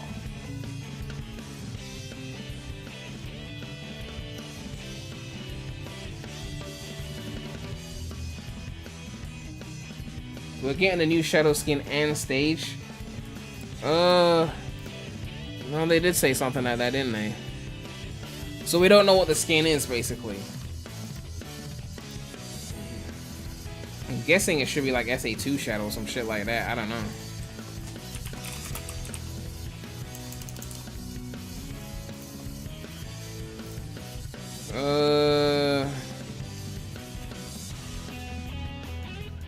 Character skin and level, releasing holiday. I guess they'll reveal the skin later then? I'm guessing, something like that. So that's Digital Deluxe. New Shadow level Digital Deluxe. Terrio skin Digital Deluxe. Basically there's no way to get everything, right? There's no way to buy one thing and get everything. Because the prologue animations is only on PS5. So you have to get it on PS5 to get the prologue animations. You have to pre-order to get Robotnik's Journal. You have to get Digital Deluxe to play the game 3 days early, because the disc will come 3 days early. So you'd have to get... You have to get it on PS5 to get the animation, and then get a physical edition to get Robotnik's Journal. So I guess if you got it digitally on PS5 and physically on PS5, you'd get everything. But not one or the other. And you'd have to pre-order. Otherwise you don't get everything. Now the prologue animations with deleted scenes, that shit gonna be on YouTube anyway, so Who really gives a fuck, right? That's gonna get leaked. No one cares. But the Robotnik's Journal, you have to get physical to get that. So you'd have to get like, maybe get a physical PS5 copy and then get your digital copy on Steam to play early. That way you get both things. Realistically though, the cover art is not as nice, so I might just get on Steam and then try and get a Japanese PS5 copy just so I can get the nicer cover art or something like that. But yeah, like a lot of games are doing this bullshit now where there's not like a just buy one edition, get everything. It's like, let's complicate it so that hardcore fans will faff around trying to figure out how to get the definitive edition of the game. Modern gaming, what can I say?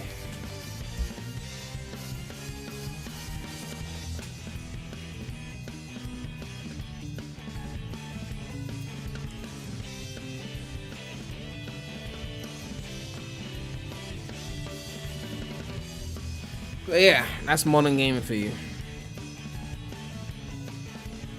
The fact that the Switch version doesn't have early access means Sega doesn't want people to see how awfully they cooked that version. I mean, does Nintendo allow early access for games at all? Like, is that a thing they've ever allowed on their platform? Because you don't really hear about that with Nintendo games, like early access shit.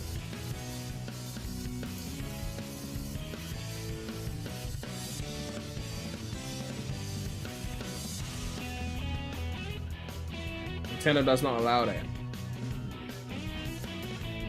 Yeah, so Nintendo put their foot down basically, so. But I mean, it doesn't really matter if Sonic X Shadow Generations runs at 30 FPS on Switch because Switch 2 around the corner and they saying that bitch gonna be backwards compatible. You might get that FPS boost, you know? But that new 3D Mario, that new Mario Kart, I need that. Like Nintendo, like it's 10 years since Mario Kart 8, okay? It's time, okay? Like 10. You realize these fucking Nintendo ninjas, like I was 18 the last time they made a Mario Kart. It's a decade, man. It's time. It is time. Like, for real. It's time. And they're not gonna call it 9, they're gonna call it 10. They're gonna count Tour as 9. It's about to be Mario Kart X.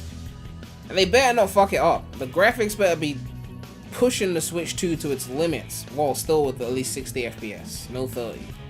But within reason, push it to its limits. And that new 3D Mario better be crazy. Okay, that shit better be game of the year. I don't care if it drops the same year as GTA 6. That shit better be game of the fucking year.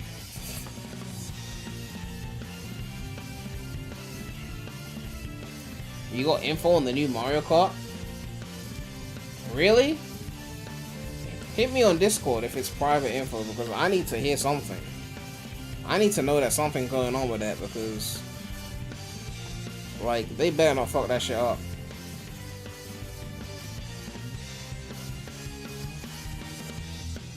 Shadow's victory pose in Shadow Generations? Are they finding all the tweets on Discord? What is this? Let me open Discord right quick because... Oh no, I think we already saw that. Yeah, we already saw that. Yeah, we saw that already. Okay, false alarm. We don't need to open that.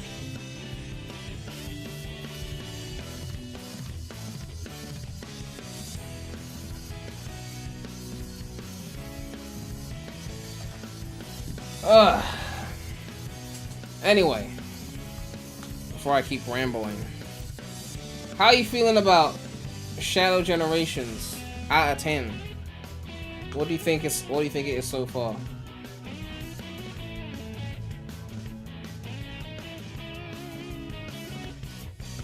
I see a 6, I see a 7, I see a 7, I see a 7, I see a 6, 7, 7.5. 6.5 to 7, 7.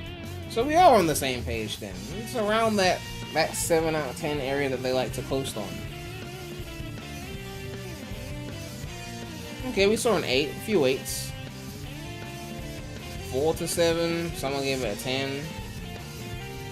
7.4, 9, 7, 63 out of 83. Okay then. 6.8, 6, 7, 8. Yeah. Yeah, it's possible. You know. It's possible, right? It's not crazy level design, but you know, it will do. But they've been stripping down boost mechanics too much, man. Seriously. Like, too much. No drift, barely any light dashing, no wall running. You know, they gotta do more with like the mechanics of these characters. That's all I'm saying. Like, they just need to do more with the movement. I feel so limited now when I play these characters. Like, they can't do shit. You know, that's why I kept saying if they modded the levels into like Spark 3 and things like that, it would feel better because you could do more of the characters, so you can experience the level in a different way. You take routes you thought you couldn't take. Just like, again, like the infinite spin dash in SA1, like, you know. But I'm looking forward to the drop dash in Generations, which apparently Modern Sonic has got it too. That'll be interesting to see.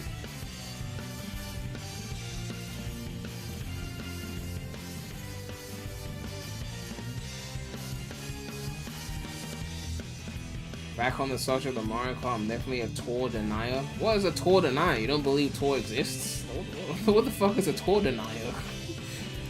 Like, what does that mean? Like, a tour happened. They put like 48 of those tracks in the Mario Kart 8, so it definitely happened. I feel like playing Mario Kart now, I'm not gonna lie. Like, you can't say tour is not 9 when they literally integrated into their main game so much that half of the levels, half of the tracks in Mario Kart 8 are now tour levels. They're counting it clearly. You know. Besides, who wants them to drop Mario Kart 9 for 10 years? The rule is you skip 9 and go straight to 10. Samsung Galaxy did it. Windows did it. Actually, Galaxy didn't skip 9. They skipped 11 to 19. They didn't skip 9.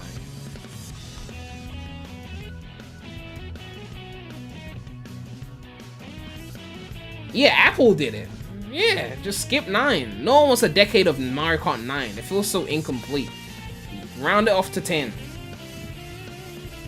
And once they milk Mario Kart 10 for a decade, by then, AI would have taken over the world and we'll be generating Mario Karts every day, so it won't even matter at that point. I used AI to generate 10 Mario Karts. Which one's the best? Then it's over for all of us.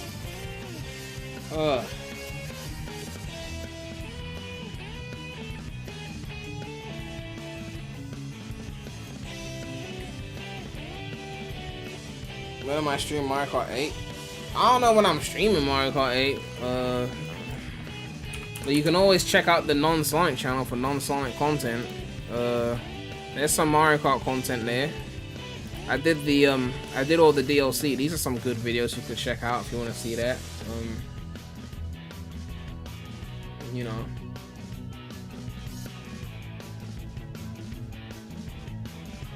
Combine both channels. Yeah, that's not happening. That's not happening. You lot don't want to see non-Sonic content.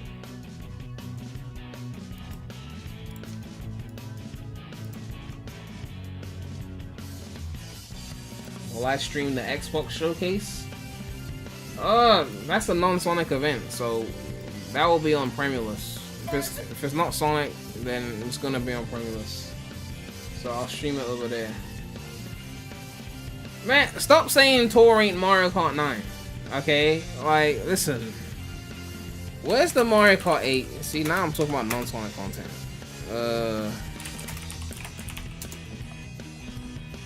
Not that DLC.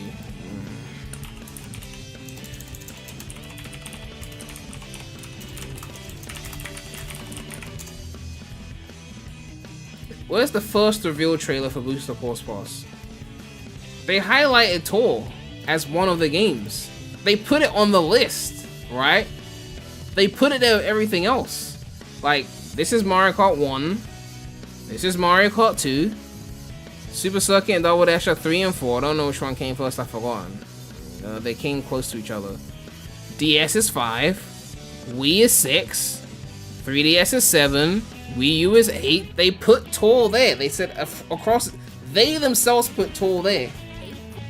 They cemented Tor as part of the lineup. They didn't put the Mario Kart. You know that other random Mario Kart that they sold with the carts and the cameras? They didn't include that. You know, they didn't include any of the arcade boxes. They put Tor there. They want you to know that this shit is real. And do you know why they put Tor there?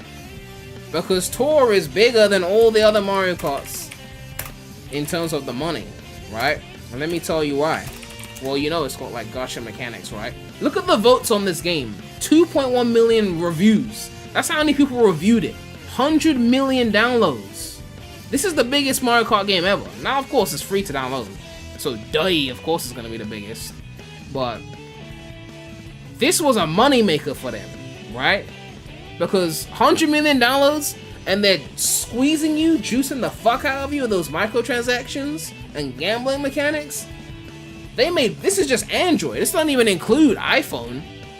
For comparison, Super Mario Run also had 100+ million downloads. So like, they've been doing big shit on the phones.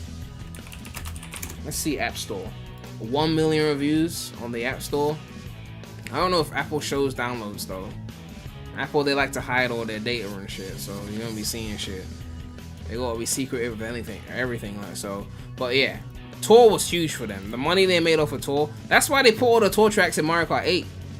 They just said, well, we're making all this money off of Tor. We need to make more money off of Mario Kart 8. What if we ported the Tor tracks into Mario Kart 8 and just sold it to them in a pack? And because it's on a console, not on a phone, people actually spend money up front for it. You know? As much as you don't want to admit it, Tor is a main entry. Because if we're not going to include it because it's on a phone, but we're going to include Super Circuit, Super Circuit was the worst one. So, you know, if you can include a GBA title, why can't you include a smartphone title? Like, if they said it was just a spin-off, fine, but they're telling you, listen, we are including this. This is part of the lineup. It's standing right there under Mario Kart 7. Does that mean Dream Team is a main series game? I mean, the thing about main series is, a main series game is whatever the company tells you a main series game is. So Dream Team doesn't feel like a main series game, to me. But if Iizuka with his big mouth comes out and says, the Dream Team is a main series, then it's main series. It's a dictatorship, right? That's just how it is. Like, Sonic 4 was the sequel to Sonic 3. That's why they called it Sonic 4. Then they realized it was mid, and then Mania came out, and then they tried to pretend Sonic 4 never happened, and they did the elevator scene where there was no Sonic 4 to be seen. If Sonic 4 had come out and been like a critically acclaimed masterpiece, they wouldn't have done that. They would have talked about Sonic 4 and stood it next to the classic games like it was part of them. But because it bombed, that didn't happen. That's just how they are. That's how companies are. The Cross Tour was a hit game for Nintendo, regardless of whether you like it or not. It stands next to the other games because, like, it was so huge, like, we have to include it. It's as simple as that. It's just about success and inclusion. That's all it is. You know? Yeah, Sonic 4 Episode 3 would have happened if it was doing well. So, it's all about perception. Like, when Shadow the Hedgehog was coming out, and I remember because I'm an old man now, they treated it like it was the next main entry of Sonic. They were like, listen, this shit is about to be real. Like, this is a big deal. Get ready. It's a big entry. When it flopped, they were acting like it was just some side game spin. I don't even talk about that. Like, you know.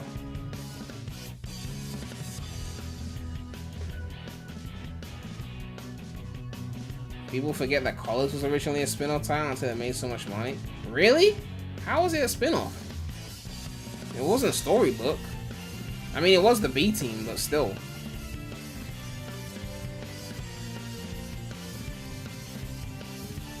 I don't remember Colors being spin-off.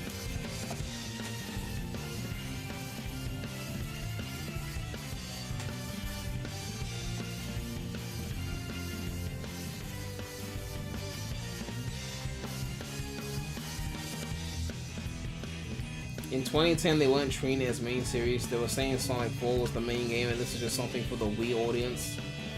Well, I guess that makes sense because it was stuck on the Wii.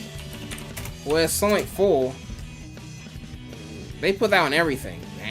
Android, iOS, PS3, 360, Wii, Windows Phone. It was on the fucking Ouya.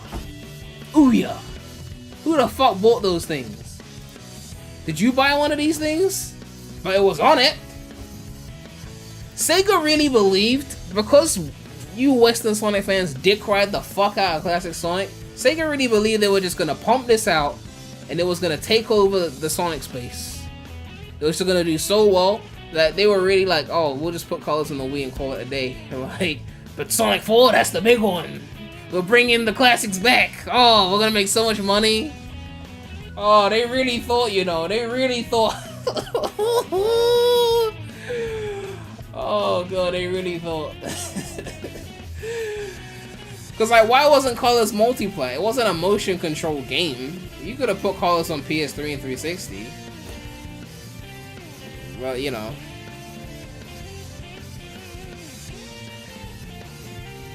It's just funny how perception changes, like how they treat something.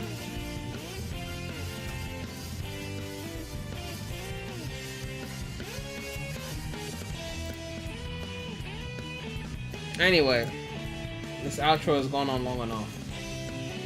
I must end the stream now. If there's new gameplay and it's significant enough, like new info, then there might be another stream somewhere in the week.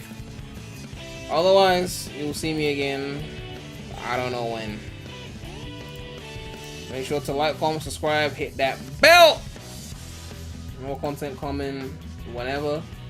For more E3 coverage, go to the non-Sonic channel Premulus. But that's it. Thanks you guys for watching. It's been real. Remy out.